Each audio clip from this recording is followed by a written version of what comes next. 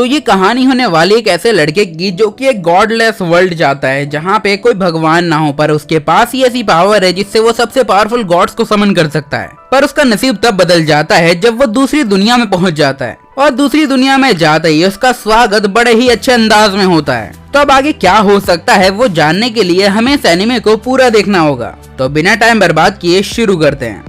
देखो, हमारे main character का नाम होता है युकिटो, जो कि एक कल्ट लीडर का बेटा होता है, और उसका बाप भी जॉनी सिंस से कम नहीं होता है। और जो उसका पूरा कल्ट होता है उसके सारे मेंबर होते हैं वो भी गंजे टकले जॉनी सिंस, जो कि एक गॉडेस को फॉलो करते हैं जिसका नाम होता है मिटामा। और युकिटो को उसके बाप की वजह से बचपन से ही काफी सारी प्रॉब्लम को फेस करना पड़ा होता है, चाहे वो बात हो जंगली जानवरों के साथ खेलना या तो आग या पानी के झरने के साथ अपना नंगा नाच करना, जिस वजह से जवानी में अब युकिटो के कोई फ्रेंड नहीं बचे होते हैं। चलो, ये तो भूतकाल की बात होगी। वर्तमान में युकिटो होता है एक नई प्रॉब्लम से जूझ रहा होता है, जहाँ पे एक दिन जब वो अपनी क्रश के साथ चल रहा होता है तो उसके बाप के बंदे आते हैं और उसको उठा के ले जाते हैं वहाँ से, और सीधा उसको एक बास्केट के अंदर डाल के बांध डालते हैं। इसके बाद युकिटो के फादर होते हैं उसे ले जाते हैं एक बहुत बड़े पहाड़ की ऊंचाई पे जिसके नीचे होता है समंदर। देखो, युकिटो को तो अभी तक यही लग रहा होता है कि उसका बाप पहले ही ये काफी बकैती करता रहता है, ये नई बकैती होगी कोई। तभी उसका बाप बोलता है कि बेटे आज मैं तुझे नीचे फेंक दूंगा, और उसके साथ वो अपने साथियों से बोलते हैं कि देखो आज मेरा लौंडा जाएगा पानी में, और अगर 3 दिन तक वो वहाँ पे सरवाइव कर लेता है उसके बाद मेरी राजगद्दी वो संभालेगा।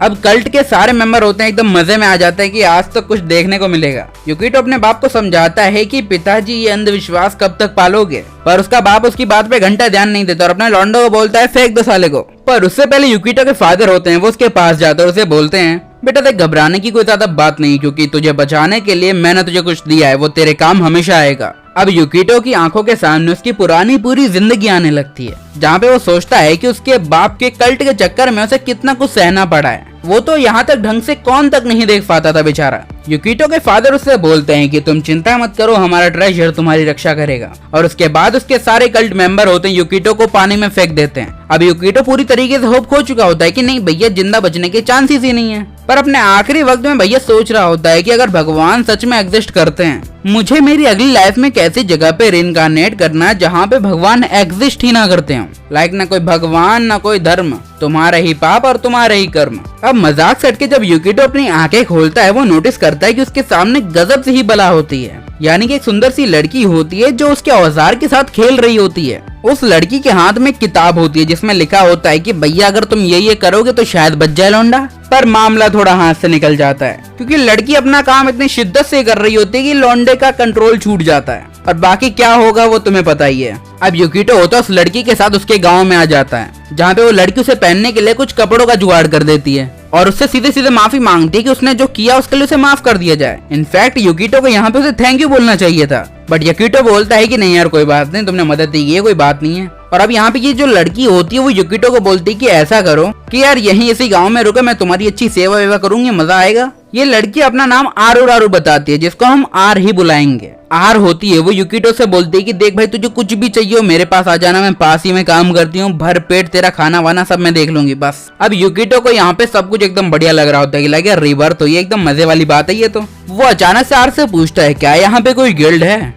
आर थोड़ी कंफ्यूज होती है तो युकिटो बोलता है कोई एडवेंचरर गिल्ड जो हंटिंग वंटिंग करते हो। आर को लगता है कि युकिटो यहाँ पे काम करना चाहता है, इसलिए वो बोलती है कि अच्छा ठीक है मेरे साथ चलो। अब युकिटो भी खुश कि फाइनली वो एक एडवेंचरर बनने वाला है और अपनी जिंदगी अच्छे से जीने वाला है। पर यहाँ पे आर होती है उसे खेत में ले जाके छोड़ देती है, खेती करने के लिए यार ऑफ कोर्स। युकिटो बोलता है कि एडवेंचरर बनने के लिए टास्क काफी ज्यादा घटिया नहीं है। वो कुछ आगे सोचे या करे उससे पहले ही रॉय नाम का एक बंदा उसके पास आता है और बोलता है भाई गांव की सारी लड़कियां मेरी हैं और उनके ऊपर गंदी नजर बिल्कुल मत रखना। तभी दूसरा बंदा जिसका नाम क्लेन होता है वो उसके पास आ जाता है और वो बोलता है भाई क्यों परेशान कर रहा है छोरे को, और साथ ही साथ वो युकिटो को एक डैगर देता है और वो बोलता है कि भाई तेरे लिए मेरे पास बहुत बड़ा काम है। अब डैगर देख के युकिटो को लगता है कि नहीं यार, अब तो मेरी एडवेंचरर बनने की जर्नी शुरू हो गई है। युकिटो डिसाइड करता है कि वो अपनी जर्नी की शुरुआत कुछ गॉब्लिन्स को हरा के करेगा। तभी क्लेन बोलता है कि ये क्या बक रहा है भाई। युकिटो पूछता है भाई मुझे करना क्या है, तो क्लेन बोलता है कि चल मेरे साथ, और उसके बाद वो उससे अंगूर टूटवाता है। क्लेन बताता है कि उनके पास वर्कर नहीं है कटाई करने के लिए,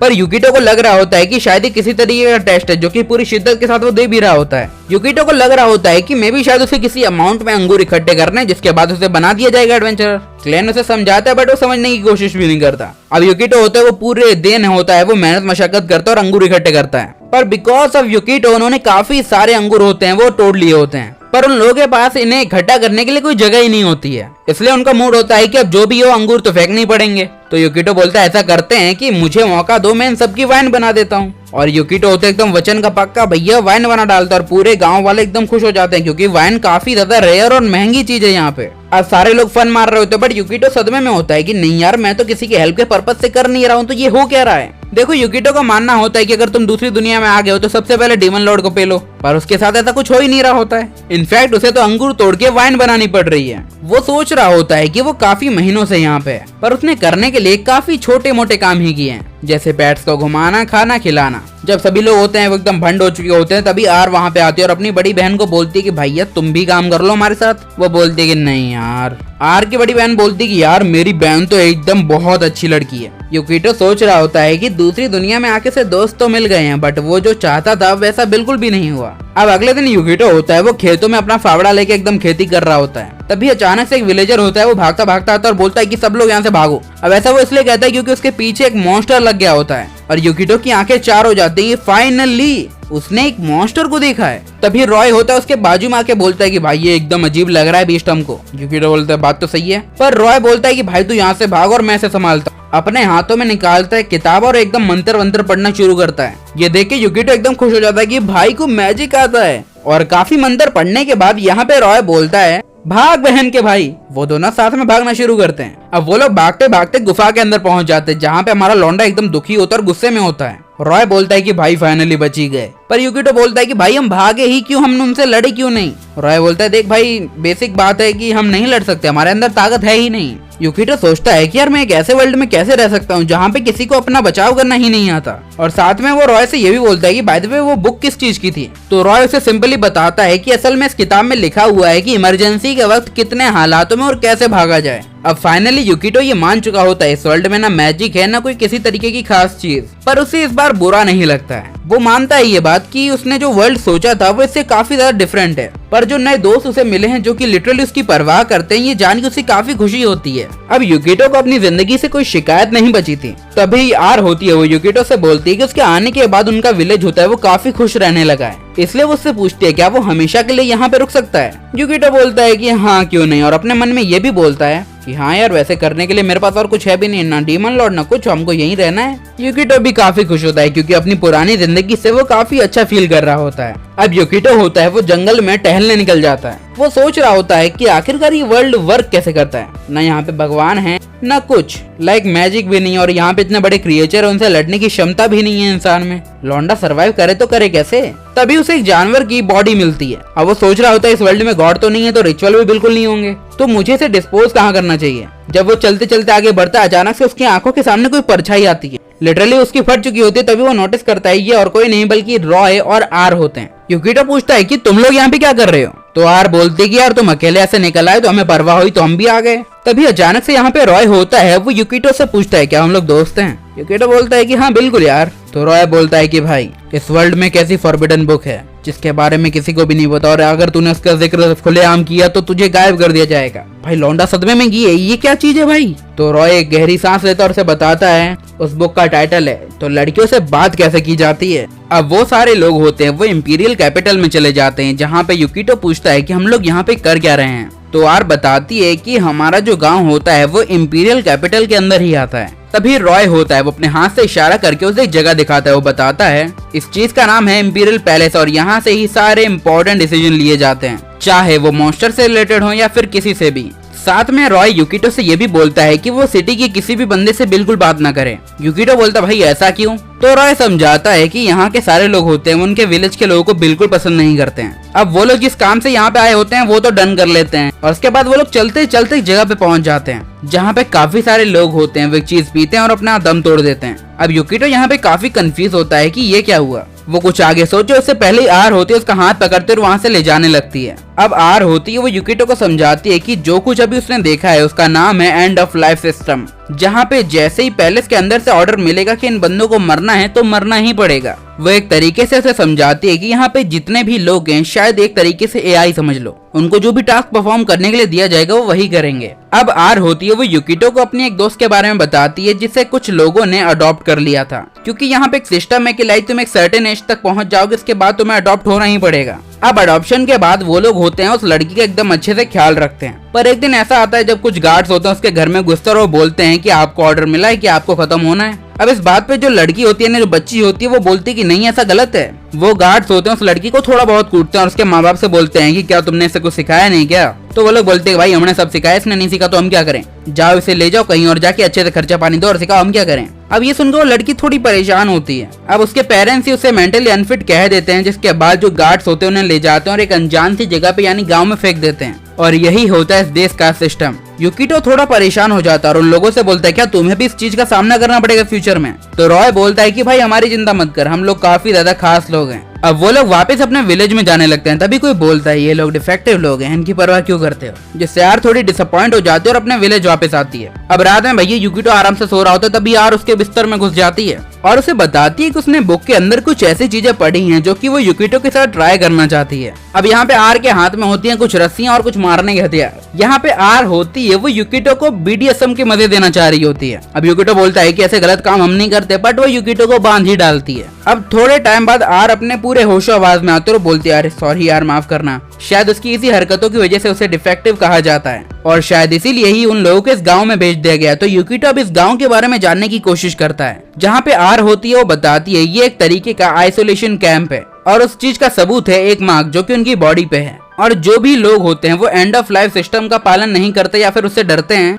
उनको भैया विलेज से भी बेदखल कर दिया जाता है। इन शॉर्ट उन्हें भी खत्म कर दिया जाता है। पर उसे काफी खुशी होती है कि युकितो के पास ये मार्क नहीं है और जब वो उसे ये मार्क दिखा रही होती है युकितो बिल्कुल नहीं देखते, एकदम शरीफ है मेरी तरह, तुम तो ठरकी हो सालो। और वो युकितो से ये भी बोलती है कि वो शहर के लोगों से काफी अलग है, वो उनके साथ हंसता है, खेलता है, अपनी बराबरी पे मानता और एंजॉय करता है और यही बात है जो कि उसे काफी अच्छी लगती है। तो युकितो बोलता है कि शायद ऐसा हो सकता है क्योंकि मुझे भी खास लोगों ने पसंद किया नहीं है और इस गांव में आके ही उसके शायद पहले दोस्त बने हैं। तभी अचानक से आर होती है वो युकितो से बोलती है कि तुम्हारा नेकलेस काफी अच्छा है। युकितो को याद आता है अरे वाह ये नेकलेस तो मेरे बाप ने दिया था, एक लकी चार्म बोल के, और पता नहीं कैसे ये भी इस वर्ल्ड में आ गया। तभी युकितो होता है वो आर से पूछता है क्या तुम्हें ये लॉकेट चाहिए, और वो चुपचाप उसके गले में वो लॉकेट डाल देता है। अब आर होती है उसका शुक्रिया अदा करती है और अब वो वहाँ से जाने लगती है सोने के लिए और जाते टाइम वो मुड़ के देखती है और वो अपने मन में बोलती है तुमसे मिलना मेरा सौभाग्य था। और अब सुबह हो जाती है जहाँ पे युकितो एकदम सो के उठता और सोचता है कि चलो कुछ खा के आते हैं, पर सब कुछ सुनसान पड़ा होता है। और जब वो उस जगह के बाहर जाता है तो वो देखता है कि रॉय एकदम गंभीर हालत में जमीन पे पड़ा हुआ है। युकितो से पकड़ता वो बोलता है कि भाई क्या हुआ और बाकी के लोग कहाँ पे हैं? तो अब रॉय होता है इस जगह के बारे में से सब कुछ क्लियरली बताता है।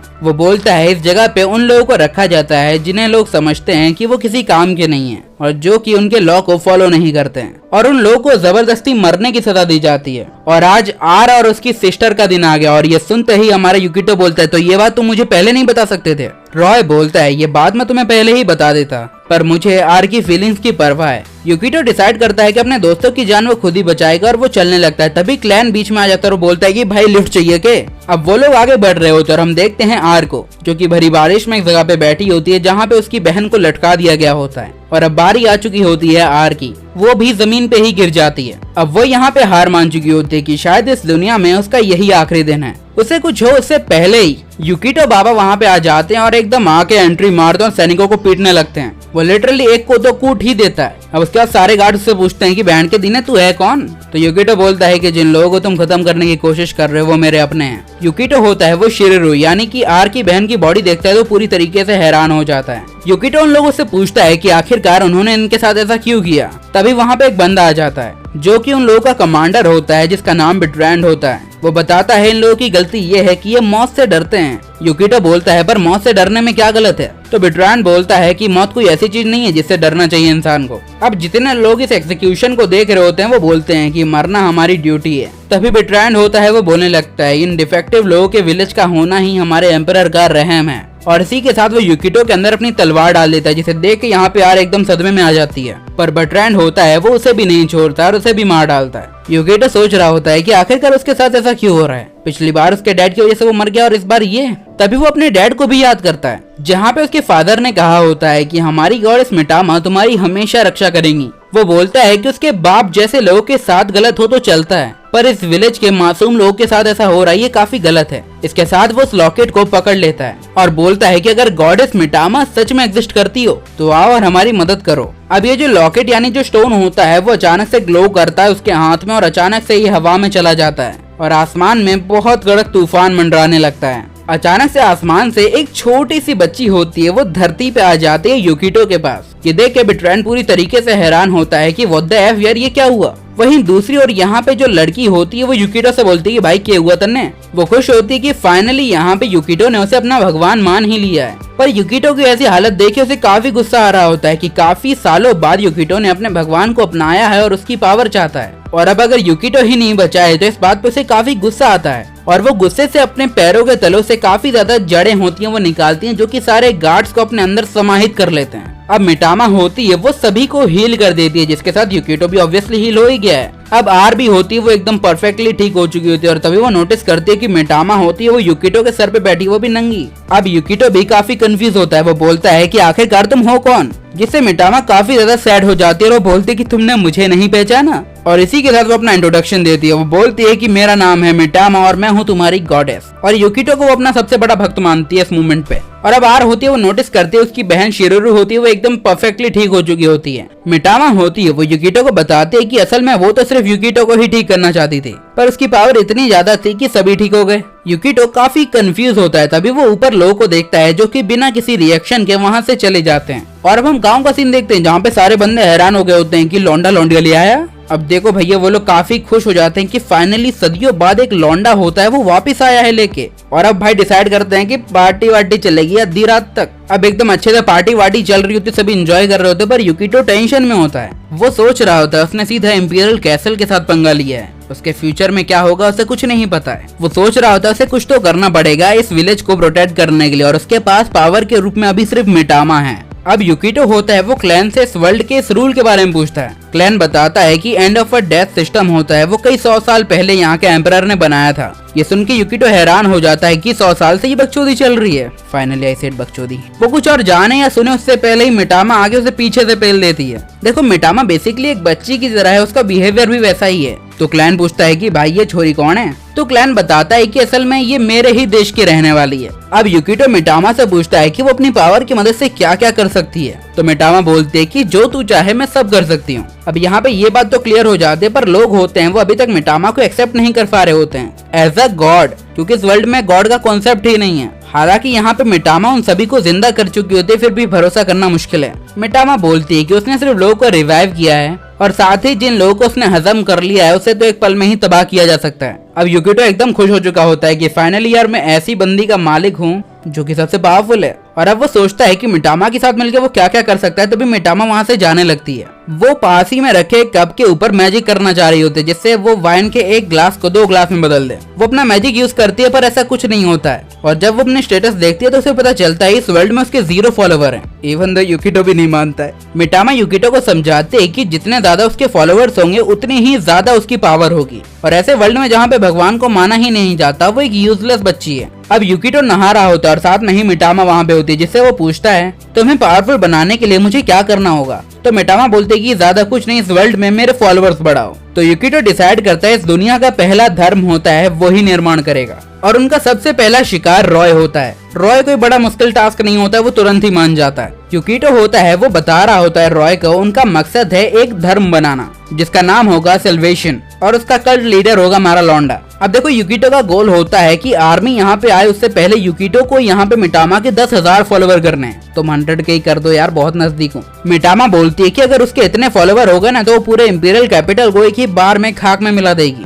अब यहाँ पे रॉय को बेसिकली एक चीज का होता है वो चेयरमैन बना दिया जाता है, जहाँ पे रॉय का काम होता है कि मिटामा की क्यूटनेस के जरिए वो उसके धर्म को स्प्रेड करेगा। वहीं पे युकिटो ये भी समझाता है कि अगर लोगों में अपना धर्म बनाना है तो चमत्कार दिखाने पड़ेंगे। यार कितना रियलिस्टिक लगता है ना। जितना तुम चमत्कार दिखाओगे लोग उतना ही तुम पे भरोसा करेंगे। पर अब वो लोग सोच रहे होते हैं कि आखिरकार इतनी जल्दी इतने सारे फॉलोअर्स किए कैसे जाएं। तो अगली मॉर्निंग में वो लोग सभा लेके बैठ जाते हैं, जहाँ पे युकिटो अपने बाप के दिए गए सारे टॉर्चर को याद करता है और वही भाषण यहाँ पेल रहा होता है, क्योंकि भैया अपने धर्म को बड़ा करना है तो कुछ तो करना पड़ेगा। अब मिटामा युकिटो को ये भी बता चुकी होती है उसके पास काफी सारी पावर है, और अगर वो पावर वो लोगों को दिखाएगी तो भैया सिंपली फॉलोवर तो बन ही जाएंगे। उन लोगों ने मिटामा के लिए एकदम शानदार सा मंदिर टाइप की चीज बना दी होती है, जहाँ पे उसके लिए सब कुछ रखा गया होता है और सभी उसके सामने झुके ऐसी विनती की जा रही होती है। अब काफी भीड़ होती है, वो ऑलरेडी जमा हो चुकी होती है। तो युकिटो होता है वो सभी गांव वालों को बताता है कि मिटामा होती है गॉडेस है। अब गॉड समझाएं तो जो चमत्कार कर सकता है तुम्हारी इच्छाओं को पूर्ण कर सकते हैं, और भगवान तुम्हारे भूत वर्तमान भविष्य सबको जानते हैं। अब युकिटो भाषण दे रहा होता है, पर जब तक वो दिखाएगा नहीं तो कैसे चलेगा। तो युकिटो डिसाइड करता है कि वो मिटामा का एक जादू यहाँ पे दिखाएगा।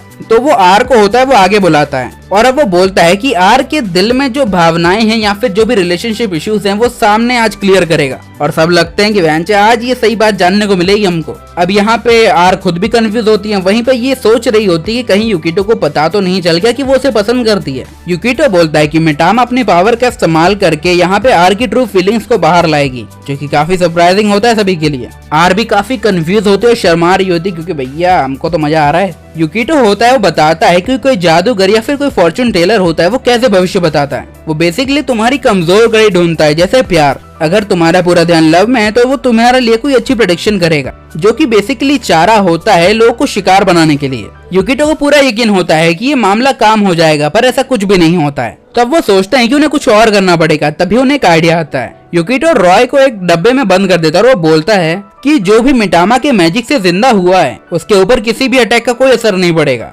उनको इतना कॉन्फिडेंस होता है कि वो रॉय को डब्बे में बंद करके तलवार चला देते हैं। ज्यादा कुछ नहीं होता, रॉय के पेट में गड्ढा हो जाता है। जैसा कि मैंने पहले बताया था कि रॉय का हर लड़की पे दिल आ जाता है, वैसे ही उसका दिल होता है वो अभी मिटामा पे आ चुका होता है, जिस वजह से अगर मिटामा से उड़ने के लिए बोले तो वो उड़ेगा भी, और बेसिकली वो यही कर रहे होते हैं। अब वो उड़ने की कोशिश करता है पर ये नामुमकिन है। रॉय होता है वो बेवजह ही चुदे जा रहा होता है, उसे कुछ नहीं पता भाई। वो लोग होते हैं वो हर तरीका ट्राई कर लेते हैं कि कैसे भी करके फॉलोवर बढ़ाने, बट नहीं हो रहा होता है। वो थक गए होते हैं, हार गए होते हैं। युकिटो बोलता है कि आज का दिन काफी ज्यादा टफ था, और ये बात मिटामा भी मानती है। साथ में आज वो अपने बाप की तारीफ करता है कि यार मान गए अपने बाप को, कि साला कैसे न कैसे करके उसने इतने सारे लोगों को अपने कल्ट में जोड़ा था। कोई छोटी मोटी बात ना छोरे, मतलब लोगों को स्कैम करने के लिए भी तो अकल चाहिए। अब अचानक से हम देखते हैं कि आर होती है अपने हाथ में एक बीस्ट को लेके आती है, जिसे देख के युकिटो को लगता है कि शायद इंपीरियल आर्मी ने उनके ऊपर अटैक कर दिया है। तो आर समझाते हैं कि ऐसी कोई बड़ी दिक्कत भी नहीं हुई है, शायद इसे किसी चीज का साइड इफेक्ट हो गया है।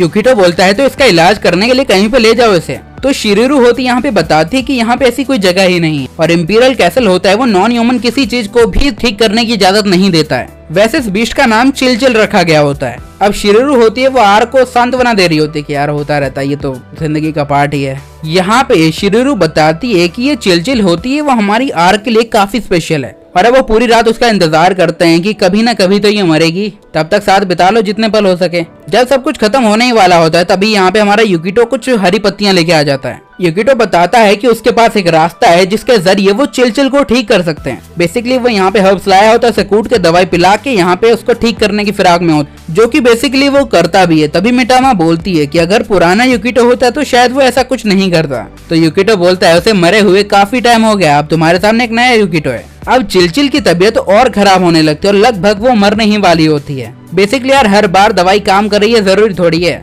अब वो लोग एकदम डिप्रेशन, दुख और हर चीज में पहुंच चुके होते हैं कि उनके हाथ में अब कुछ नहीं है। अब मिटामा काफी ज्यादा मोटिवेटेड हो चुकी होती है, इसलिए वो डिसाइड करती है कि अब चिलचिल की लाइफ वो बचाएगी, और वो अपने मैजिक का इस्तेमाल करने लगती है, जिसे देख के सभी लोग हैरान हो चुके होते हैं। और अचानक से चिलचिल भी होती है वो पूरी तरीके से ठीक हो जाती है। देखो चिलचिल तो यहाँ पे ठीक हो चुकी होती है, पर मिटामा की हालत पूरी तरीके से बिगड़ने लगती है। मिटामा बताती है कि असल में उसने पूरी पावर इस्तेमाल कर ली अपनी, जो पावर उसे मिली थी रॉय की फॉलोइंग से। पर इस बिहेवियर और इस अच्छे काइंडनेस के बाद अब जो दो लड़कियां यानी शिरिरू और आर होती हैं वो मिटामा के ऊपर भरोसा करना शुरू करती हैं, और फाइनली यहाँ पे उसके फॉलोवर बढ़ के 3 हो जाते हैं, जिससे उसकी थोड़ी बहुत पावर तो वापस आ जाती है। युकिटो बोलता है अरे वाह, एक आध 2 फॉलोवर से इतनी पावर आ जाती है। तो यहाँ पे मिटामा समझाती कि शायद ऐसा नहीं है, पर शायद ये दोनों लड़कियां ही इतनी खास हैं कि इतनी पावर मिल गई है। युकिटो होता है वो खुद की थियरी बनाने लगता है और बताने लगता है कि कैसे यहाँ पे मिटामा की पावर किस रेंज में बढ़ती है। मान लो जैसे इन 2 लड़कियों ने मिटामा पर विश्वास तब किया है जब उसने उनका जादू देख लिया है। बट अदर साइड अगर हम रॉय की बात करें, क्योंकि मिटामा एक लड़की है, इस वजह से ही वो उसकी फॉलोइंग में है। अब मिटामा भी काफी ज्यादा खुश हो जाते हैं और वो बोलते कि उन भड़वों को तो अब मैं बताऊंगी जिन्होंने मेरी फॉलोइंग लेने से मना कर दिया था, यानी बाकी के गाँव वाले।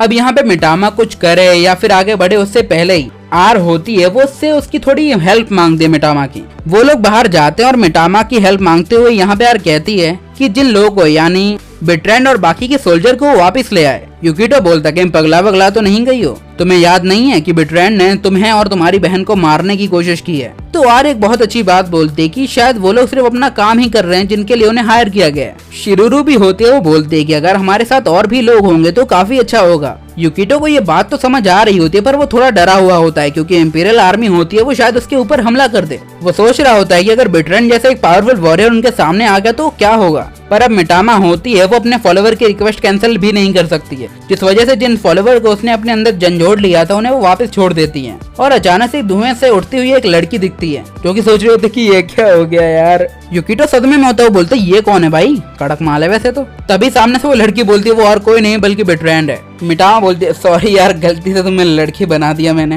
ये सुनते ही बेट्रेंड बोलती है कि ऐसा कर, सीधा मेरा गला काट यहाँ से और मुझे खत्म कर, ऐसी जिंदगी नहीं चाहिए अपने को। अब मामला होता है वो थोड़ा बहुत ठंडा हो जाता है, जहाँ पे हम देखते हैं कि बेट्रेंड होती है वो जंगल में बैठी होती है, वो एकदम उदास होती है और कुछ भी समझ नहीं आ रहा होता। तभी यूकिटो उसके पास आता है। बेट्रेंड अपनी तलवार निकालते और उससे बोलती है कि उसके साथ जो भी कुछ हुआ है उसमें सब यूकिटो की गलती है। यूकिटो बोलता है कि हाँ मैं मानता हूँ कि इसमें मेरी गलती है, और वैसे भी तुम अब इस हालत में तो इंपीरियल कैसल नहीं जा सकते। बेट्रेंड होता है वो यूकिटो के ऊपर अटैक नहीं कर रही होती है। यूकिटो बोलता है मैं तुम्हारी वफादारी की कदर करता हूँ। यूकिटो बोलता है कि तुम कुछ भी कर लो, अब वो लोग तुम्हें बिल्कुल भी एक्सेप्ट नहीं करेंगे। अब इन दी एंड ये बात बेट्रेंड भी अच्छे से समझ जाती है कि हाँ भाई अब सही बात कह रहा है। यूकिटो उसकी ओर मित्रता का हाथ बढ़ाते हुए बोलता है कि चाहो तो तुम मुझे ज्वाइन कर सकती हो in a night on a bed, और मैं अच्छे से ख्याल रखूंगा कि तुम्हारी जगह हमारे बीच में अलग ना हो। अब यूकिटो इतने अंदाज और दिल छूने वाली बात में बोला होता है तो कल का लौंडा होता है आज लड़की बन के शर्मा जाता है और एक्सेप्ट करता है कि अगर वो इंपीरियल कैसल जाएगा तो वो लोग उसे एक्सेप्ट नहीं करेंगे, तो यूकिटो के साथ रहना ही फायदेमंद सौदा है।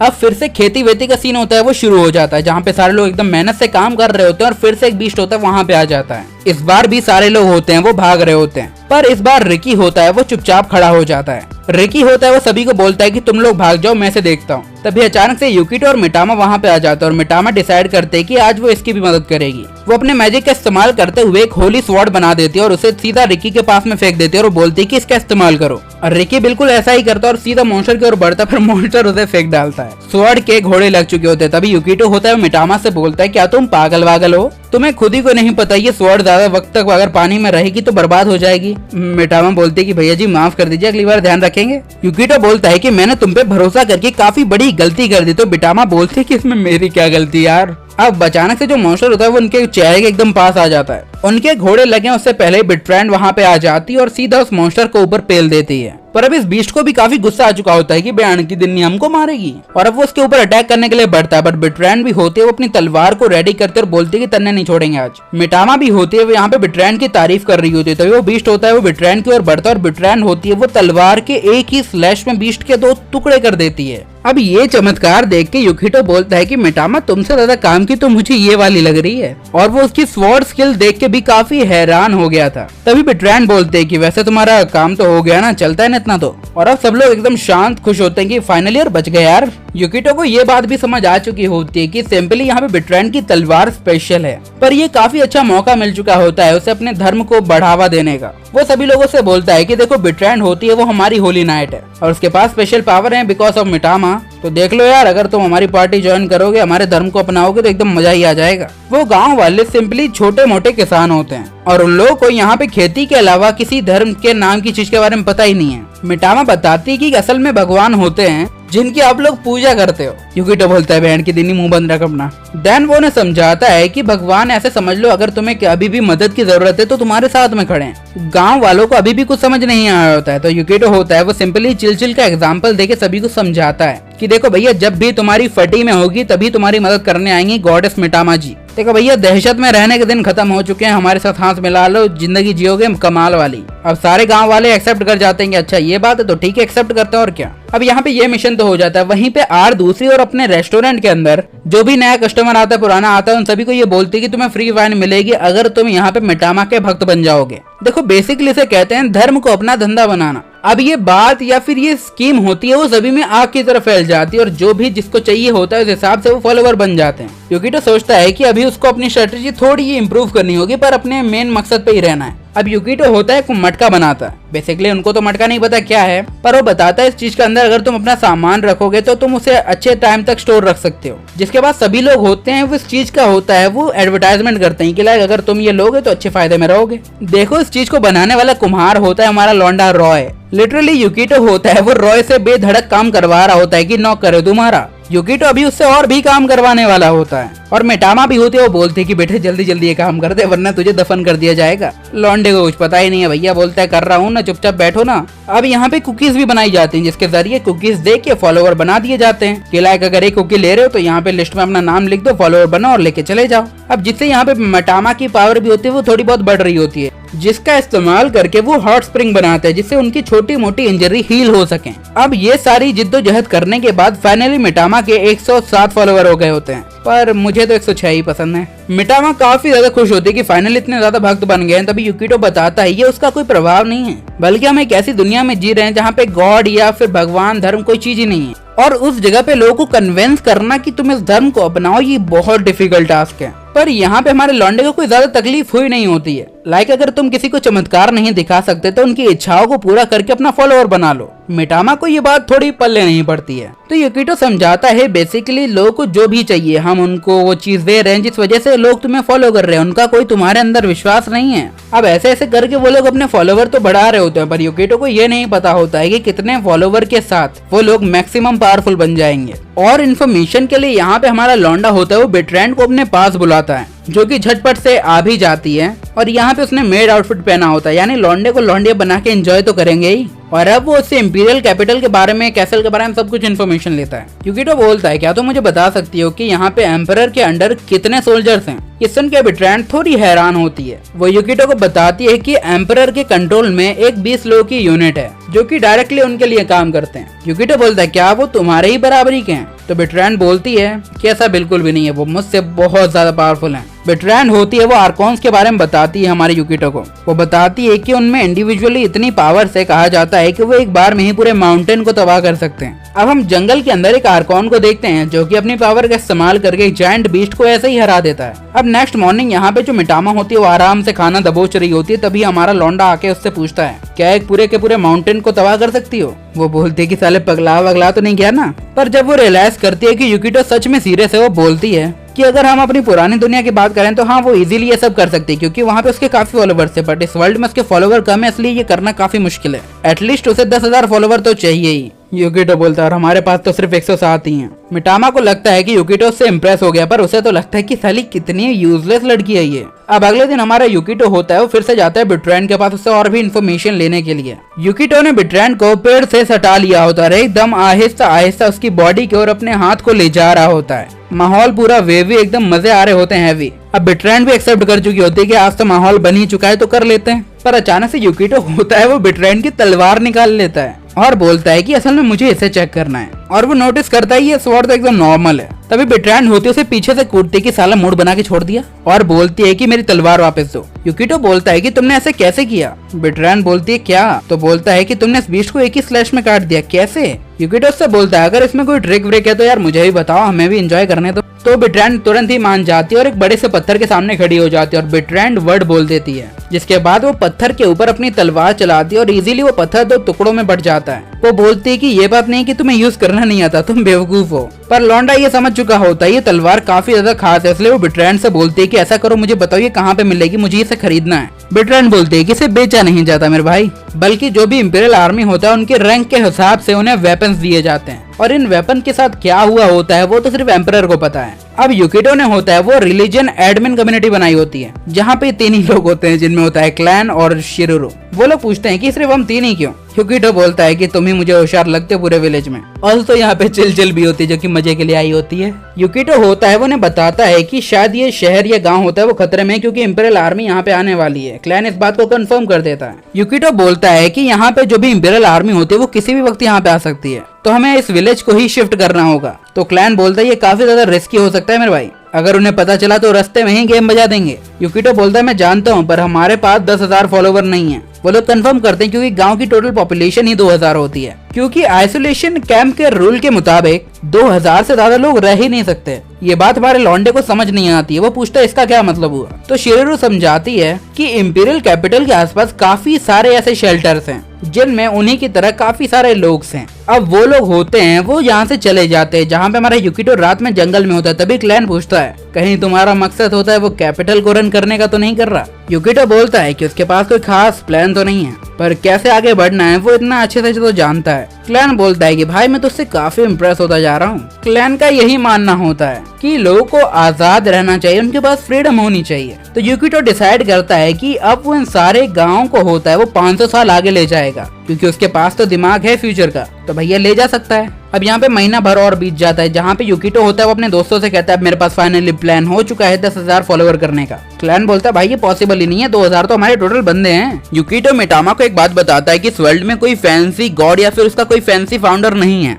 अब ये बात होती है मिटामा को थोड़ी हिट करती है कि नहीं यार ये नहीं बोलना था बस। यूकिटो का प्लान होता है कि जितने भी यहाँ पे मिटामा के फॉलोवर होते हैं उनको बिलीवर बनाना है। शिरोरू बोलती है आखिरकार ऐसा कैसे होगा, तो यूकिटो बताता है सिंपल है कि हमें मिटामा की पावर का इस्तेमाल करके लोगों को भरोसा दिलाना होगा कि मिटामा में कुछ तो बात है। अब यूकिटो होता है वो मिटामा की हेल्प से होता है इस गांव को फ्यूचर तक ले जाना चाहता है, और अब मिटामा भी खुश होती है कि फाइनली यूकिटो होता है वो उसके ऊपर थोड़ा भरोसा कर रहा है। तो मिटामा भी होती है उसकी मदद करने का डिसाइड कर लेती है। इसके बाद वो एक ट्रैक्टर बनाती है और गाँव में खेती हो रही होती है जहाँ पे खेती करने वाला और कोई नहीं बल्कि रॉय होता है। पर गांव वालों के लिए ट्रैक्टर भी बहुत बड़ी चीज थी, उन्हें समझ ही नहीं आता है कि व्हाट द भाई ये क्या है। अब यूकिटो होता है इस मूवमेंट का फायदा उठाने के बारे में सोचता है। वो सभी गांव वालों से बोलता है कि जो भी मिटामा की पावर पे विश्वास करते हैं वो इस चीज को इस्तेमाल कर सकते हैं और बाकी मर्जी आपकी। सब लोग उसकी बात होते हैं वो मान जाते हैं, पर मिटामा की यहाँ पे हालत बिगड़ जाता है बिकॉज उसके फॉलोवर की पावर एक बार में ही यूज कर ली होती है उसने। यूकिटो होता है वो मिटामा को ये भी बोलता है कि अब हमें काफी सारे ट्रैक्टर्स और ऐसी चीजें बनानी पड़ेंगी।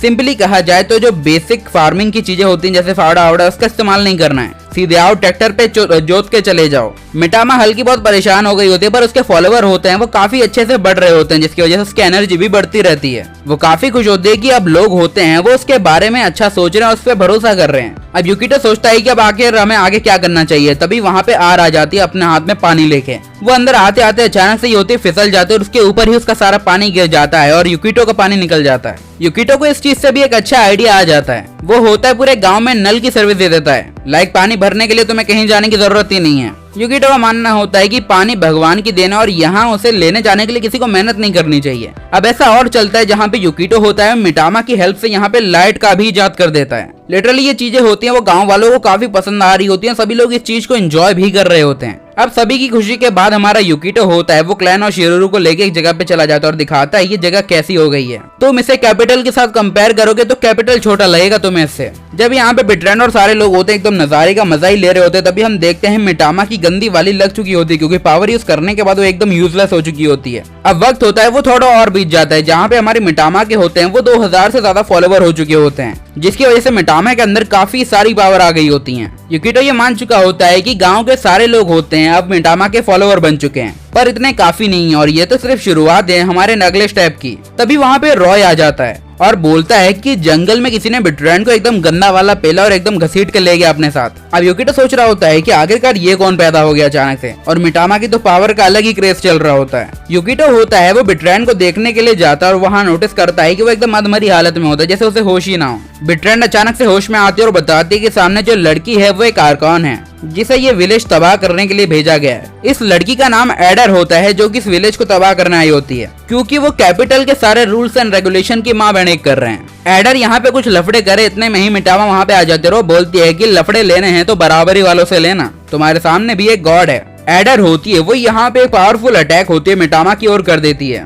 जिस वजह से वहाँ पे आसपास एकदम धुआं ही धुआं हो जाता है। पर मिटामा होती है वो पत्थरों के साथ घिरी हुई होती है और एकदम सही सलामत होती है। मिटामा बोलते है कि बच्ची ये तुम्हारे बस की बात नहीं है तो किसी बड़े को भेजो। तभी यूकिटो भी हैरानी के साथ पूछता है कि आखिरकार एडर यानी एक आर्कॉन ने एक बीम कैसे फायर की लाइक अ मैजिक। तो बिट्रेंड बताती है यही तो असली पावर है आर्कॉन के वेपन्स की। एडर भी यहाँ पे हैरान होती है कि आखिरकार मिटामा के पास ऐसा तो क्या है जिसने उसके अटैक को रोक लिया। अब मिटामा होती है वो अपने शैडो सोल्जर्स को समन करती है जिसे वो सीधा एडर के ऊपर अटैक करने के लिए भेज देती है, पर एडर भी कोई कच्ची खिलाड़ी नहीं होती है। वो अपने अटैक्स को उन लोगों के ऊपर फेंकने लगती है, पर साथ में वो कंफ्यूज भी होती है कि आखिरकार ये हैं क्या। वहीं बिट्रैंड होते हुए पूरी तरीके से हैरान होते हैं कि आखिरकार मिटामा एक आर्कान से लड़ कैसे पा रही है। देखो यहाँ पे ऐसा लग रहा होता है कि मिटामा एकदम है वो डोमिनेट कर रही है, पर युकिटो को अभी भी उसकी चिंता होती है क्योंकि उसको पता होता है कि एक आर्कान की पावर होती है वो 10,000 फॉलोवर्स के बराबर होती है, पर मिटामा के फॉलोवर्स सिर्फ 2000 होते हैं, तो यहाँ पे लफड़ा होने के चांसेस 100% है। एडर भी हार नहीं मानती, उसके ऊपर अटैक पे अटैक करती रहती है। तभी मिटामा होती है वो जमीन के नीचे से जड़ों को निकालती है और उसके हाथ को बांध लेती है,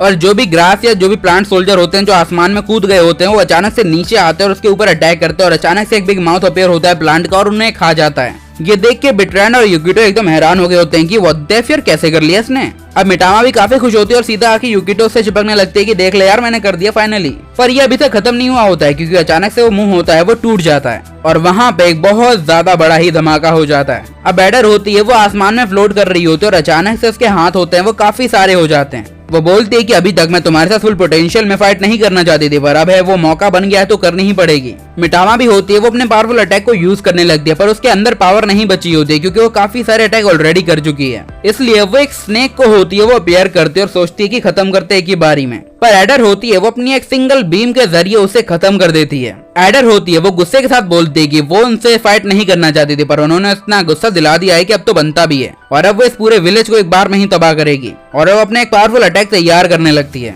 युकिटो को चिंता हो रही होती है कि यहाँ पे एडर के सामने लड़ने लायक उनकी पावर है ही नहीं। अब मिटामा काफी ज्यादा दुखी हो चुकी होती है क्योंकि उसे लग रहा होता है कि एडर जैसी एक छोटी मोटी बच्ची उसे हराने वाली है। तभी युकिटो होता है वो मिटामा से बोलता है कि वही उनकी आखिरी उम्मीद है, अगर वो हार गए मतलब सब हार गए। और ये सुनते ही मिटामा के अंदर होती है वो पावर बढ़ जाती है, वो बोलती कि यही ठीक है। मिटामा बोलती कि वो ऐसा कभी नहीं करना चाहती थी, पर युकिटो को उसके ऊपर इतना भरोसा है तो ये करना बनता भी है। अब मिटामा होती है वो दुनिया में जितने भगवान है उन सभी की पावर को थोड़ी देर के लिए बोरो कर लेती है। बेसिकली मिटामा एक ऐसी भगवान होती है जो वक्त आने पे दूसरे भगवानों की पावर को बोरो करके उनका इस्तेमाल कर सकती है। तो मिटामा होती है उस पावर का इस्तेमाल करके यहाँ पे एडर के साथ लड़ने की कोशिश करती है। अब उन दोनों के अटैक होते हैं वो आपस में टकराते हैं जो कि काफी ज्यादा अच्छा लग रहा होता है और एडर की भी लग चुकी होती है कि लगता है आज तो गए। तभी अचानक से सभी गॉड्स की पावर होती है वो मिटामा से टाटा बाय बाय करके वहां से जाने लगते हैं और मिटामा सदमे में होते हैं कि व्हाट द एफ अब कैसे जीतेंगे। अब मिटामा सोचती है कि अब तो कुछ नहीं हो सकता और अचानक से जो शानदार सा अटैक होता है एडर का वो उनकी ओर बढ़ने लगता है। अचानक से ही वहां पे बहुत ज्यादा बड़ा ही धमाका हो जाता है जहाँ पे एडर को थोड़ी बहुत तो चोटें आई होती हैं, बेसिकली आई तो होती हैं, पर मिटामा एकदम गंभीर रूप से घायल हो चुकी होती है। और जब युकिटो उसके पास जाता है तो फूट फूट के रोने लगते हैं और वो बोलते हैं कि मैं उसकी उम्मीदों पे खरी नहीं उतरी। युकिटो यहाँ पे मिटामा की चिंता तो करता है पर वहीं उसे डर भी होता है कि एडर अभी तक है वो ऊपर खड़ी है और इसी साथ में वो बहुत ज्यादा गुस्से में भी होती है क्योंकि वो यहाँ पे किसी को हरा नहीं पा रही है। इसलिए वो डिसाइड करती है कि अब खत्म करते हैं सारी बात को। अब एडर होती है एक शानदार सा अटैक होती है वहां पे चला देती है जिससे धीरे धीरे करके सारी जमीन होती है वो धंसने लगती है। युकिटो को लगता है कि शायद अब सब कुछ होता है वो खत्म होने वाला है और ऐसा होने ही वाला होता है तभी कोई चुटकी बजा देता है, सॉरी भीम। अचानक से सब कुछ वहाँ पे क्लियर सा हो जाता है। जो कुछ चीजें अभी तक तबाह हो चुकी होती हैं वो धीरे धीरे करके वापस उसके ट्रू फॉर्मेशन में आने लगती हैं। युकिटो भी कंफ्यूज होता है कि भाई ये कैसे हुआ। एडर और भी सदमे में होती है कि ऐसा कैसे हो सकता है। वो समझ जाती है ये किसी तरीके का इल्यूजन था। तभी हम सामने क्लैन को देखते हैं। क्लैन बोलता है कि बहुत हुआ एडर, अब तुम्हें रुकना चाहिए। पहले एडर को कुछ समझ नहीं आता ये क्या हो रहा है, तभी वो रियलाइज करती है कि क्लैन और कोई नहीं बल्कि उसी का एक साथी लोकी है। एडर बोलती है कि उसने इंसानी फॉर्म में उसे नहीं पहचान पाया, तो यहाँ पे लोकी होती है वो बोलती है अगर तुम पहचान लेती तो बात ही क्या थी, पावर का भी तो कोई फर्क होता है। अब युकिटो और उसकी टीम पूरी तरीके से सदमे में होती है कि ये क्या हो रहा है भाई। तभी क्लैन बोलता है सुविधा के लिए खेद है बट क्लैन नाम का कोई बंदा एग्जिस्ट ही नहीं करता है। मैं अप्रिशिएट करता हूँ कि तुमने इतने दिनों तक मुझे इतना ज्यादा अच्छा ट्रीट किया। अब लोकी होती है वो अपने ट्रू फॉर्म में आने लगती है। वो बताती है कि उसका नाम लोकी और वो एक मेन आर्कान है। अब सभी का दिमाग एकदम से चुट सा गया होता है कि नहीं यार ये क्या हो गया। लोकी बताता है कि वो यहाँ पे इसलिए छुपा था क्योंकि वो जानना चाहता था कि ऐसे लोग कैसे रहते हैं और उनके बारे में कैसे इन्फॉर्मेशन कलेक्ट की जा सकती है। तभी एडर होती है वो काफी गुस्से में आ चुकी होती है। वो बोलती है कि तुम्हें लगता है ये सब करने के बाद मैं तुम्हें जिंदा छोड़ दूंगी तो ये तुम्हारी गलतफहमी है, और वो अपने एक अटैक को उसके ऊपर फेंकने वाली होती है। तभी वो वहां से गायब हो जाती है। लोकी युकिटो के पीछे आती है और वो बोलती है युकिटो भाई देखो यार अभी सही मौका है, अगर तुम चाहो तो एम्परर को खत्म करने का ये एकदम सही और बढ़िया चांस है। यूकिटो भी सदमे में होता है कि आखिरकार एक आर्कॉन हमारी हेल्प क्यों कर रहा है। वहीं दूसरी ओर एडर बोलते हैं कि आखिरकार तुम उन लोगों के साथ मिलकर एम्परर को खत्म करना चाहते हो। वहीं यूकिटो भी अपना दिमाग चलाता है, वो बोलता है कहीं ये सब भी तो एम्परर की ही कोई चाल नहीं है। लोकी बोलती है या बोलता है व्हाटएवर, देखो यूकिटो मेरा मकसद तुमसे कुछ अलग नहीं है। तुम चाहते हो एम्परर को तबाह करना, मैं चाहता हूँ एम्परर को तबाह करना। अब ये सुनते ही एडर को काफी गुस्सा आता है। वो बोलती है कि अब ये सब हो रहा है तो खत्म ही कर देते हैं सब। वो अपना एक अटैक करने जा ही रही होती तभी अचानक से लोकी उसके पीछे आते और उसके अंदर खंजर घुसाती है। देन वो अपनी पावर का इस्तेमाल करती हुई उसके हाथों को बांध डालती है। यूकिटो अभी भी सदमे में होता है। तभी वो नोटिस करते हैं कि यहाँ पे लोकी ने बिट्रैन को भी बांध दिया होता है। अब लोकी होता है वो उन लोगों से बोलता है कि ऐसा करो, हमारे साथ आगे चलो। वो लोग होते हैं वो इंपीरियल कैसल के अंदर आ चुके होते हैं, जहाँ पे सभा होती है वो पूरी तरीके से सोल्जरों से भरी होती है और वो लोग यहाँ पे एम्परर के चैम्बर के बाहर पहुंच चुके होते हैं। अब वो लोग होते हैं वो और आगे चलना शुरू करते हैं और चलते चलते फाइनली वो एम्परर के सामने पहुंच जाते हैं, जो कि सिंहासन पे बैठे होते हैं। लोकी होती है वो अचानक से यूकिटो को इशारा करती है और वो बोलती है कि अब तुम्हारी बारी है। वो कुछ करे उससे पहले ही एडर होती है वो अचानक से भागती है और यहाँ पे एम्परर के सामने जाके गिर पड़ती है। वो बोलती है कि मैं मानती हूँ कि मैं अपने मिशन में फेल हो चुकी हूँ और मैं इस चीज के लिए माफी मांगती हूँ और सजा के लिए एकदम तैयार हूँ। एम्परर होता है वो एडर और लोकी की तारीफ करता है कि तुम लोगों ने अपना काम बहुत अच्छे से किया है। साथ ही वो यूकिटो से ये भी बोलता है कि मैं कब से इंतजार कर रहा था कि तुम जैसा कोई मेरे पास आएगा, मुझसे बातचीत करेगा मेरे ब्रदर। यूकिटो सोचता है कि अब मुझे भी कमबैक की तैयारी करनी ही चाहिए। तभी अचानक से एम्परर ये भी बोलता है कि मैं जानता हूँ कि तुम इस वर्ल्ड में पहला रिलीजन होता है वो स्थापित करना चाहते हो। पर यूकिटो अचानक से एक सदमे में और आता है कि इसे गॉड के बारे में कैसे पता है, क्योंकि एज आई नो इस वर्ल्ड में गॉड एग्जिस्ट नहीं करते हैं। जब ये सब चल रहा होता है तभी मिटामा को एकदम बोरियत छा रही होती है कि यार ये सब क्या है, तो वहाँ पे वो टहलने ही लगती है। यूकिटो अभी भी सोच में पड़ा होता है कि मुझे क्या करना चाहिए। तभी मिटामा होती है पिलर के पास जाके कुछ करती है जिससे कुछ लोग होश में आ जाते हैं। मिटामा ये रिवील करती है कि इस पिलर के अंदर ऐसी पावर है जो कि यहाँ पे खड़े हुए हर इंसान का बिहेवियर चेंज कर रही है। और ये भी बताती है कि अभी तक एडर और जो यूकिटो होते हैं किसी को मनाने की कोशिश कर रहे हैं वो और कोई नहीं बल्कि एक खाली कंकाल है। सिंपली कहूँ तो ये सिर्फ यहाँ के एम्परर का इल्यूजन होता है। अब सारे पर्दे इल्यूजन होते हैं वो हट जाते हैं और सारी जगह सामने आने लगती है। यूकिटो और एडर खासकर बहुत ज्यादा हैरान हो चुके होते हैं ये क्या हो रहा है। तभी लोकी बोलने लगती है कि मुझे पता था कि मिटामा इस राज को जल्दी ही सभी के सामने ले आएगी।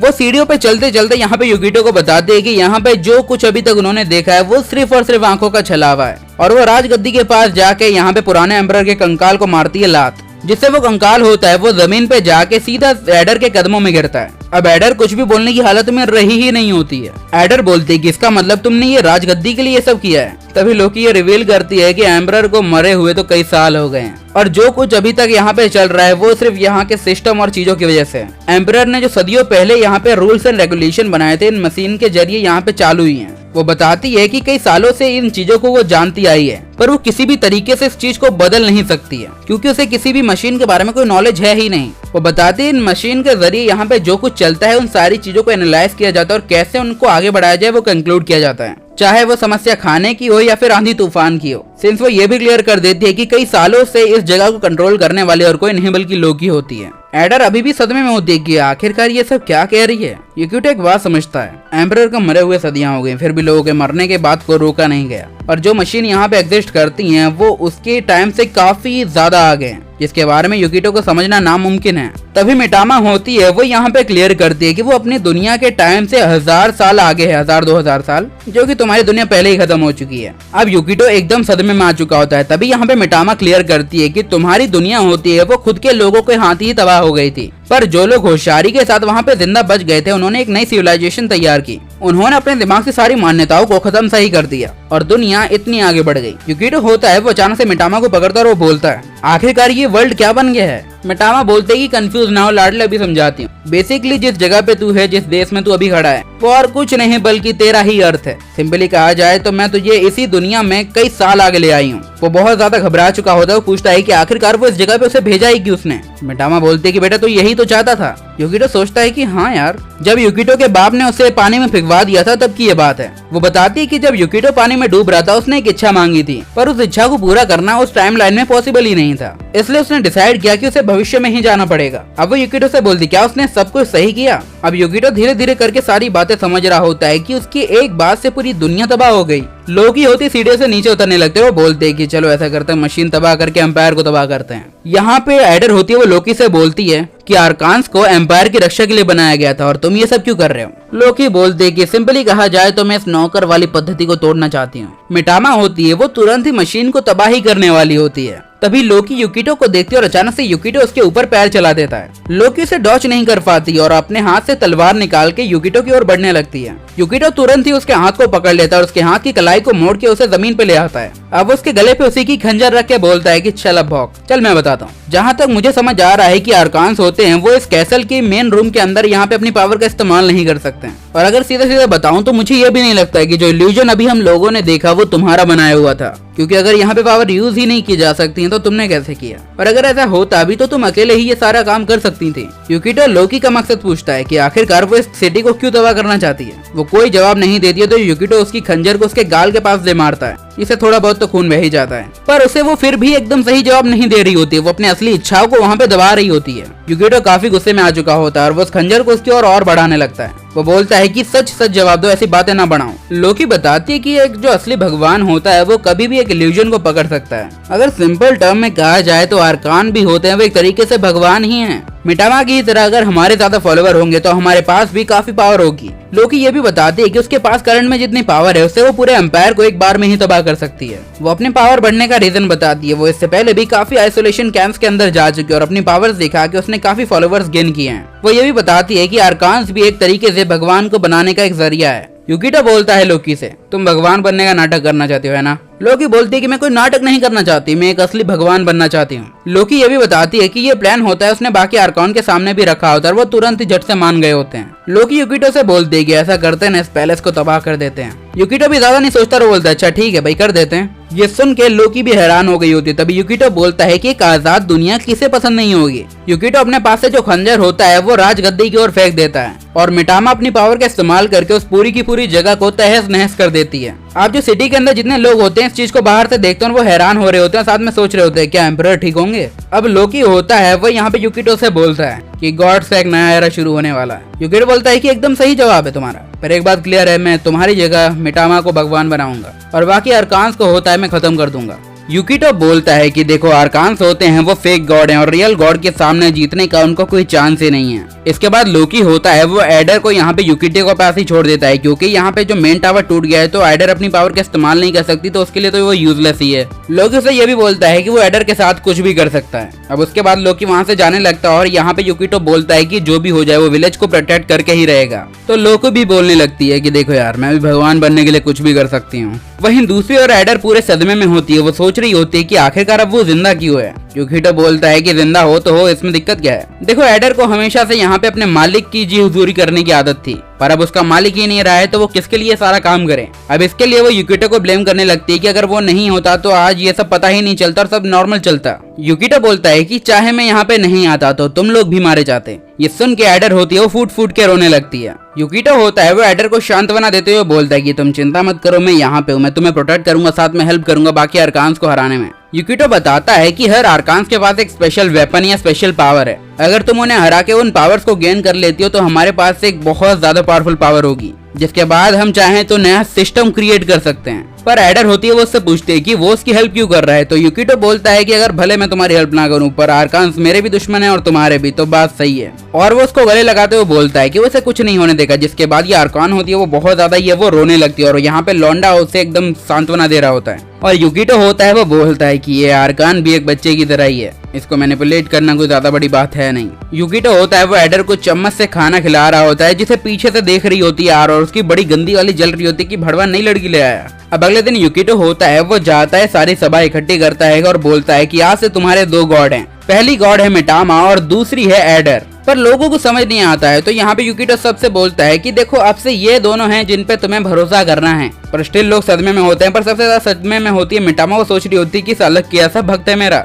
भक्ति बांटने में लगा है। वो युकिटो से पूछती है कि भाई तू कहना क्या चाहता है, एकदम साफ साफ कह देना, बात खत्म कर यहाँ पे। और वो कुछ ज्यादा बोले उससे पहले ही यहाँ पे मिटामा का जो फॉलोअर काउंट होता है वो अचानक से ही गिर जाता है। और अब काउंटिंग होती है वो एडर के सिर पे भी होती है, वो चालू हो जाती है, जहाँ पे अब मिटामा के फॉलोवर 1001 होते हैं और वहीं पे एडर के फॉलोवर होते हैं 1007।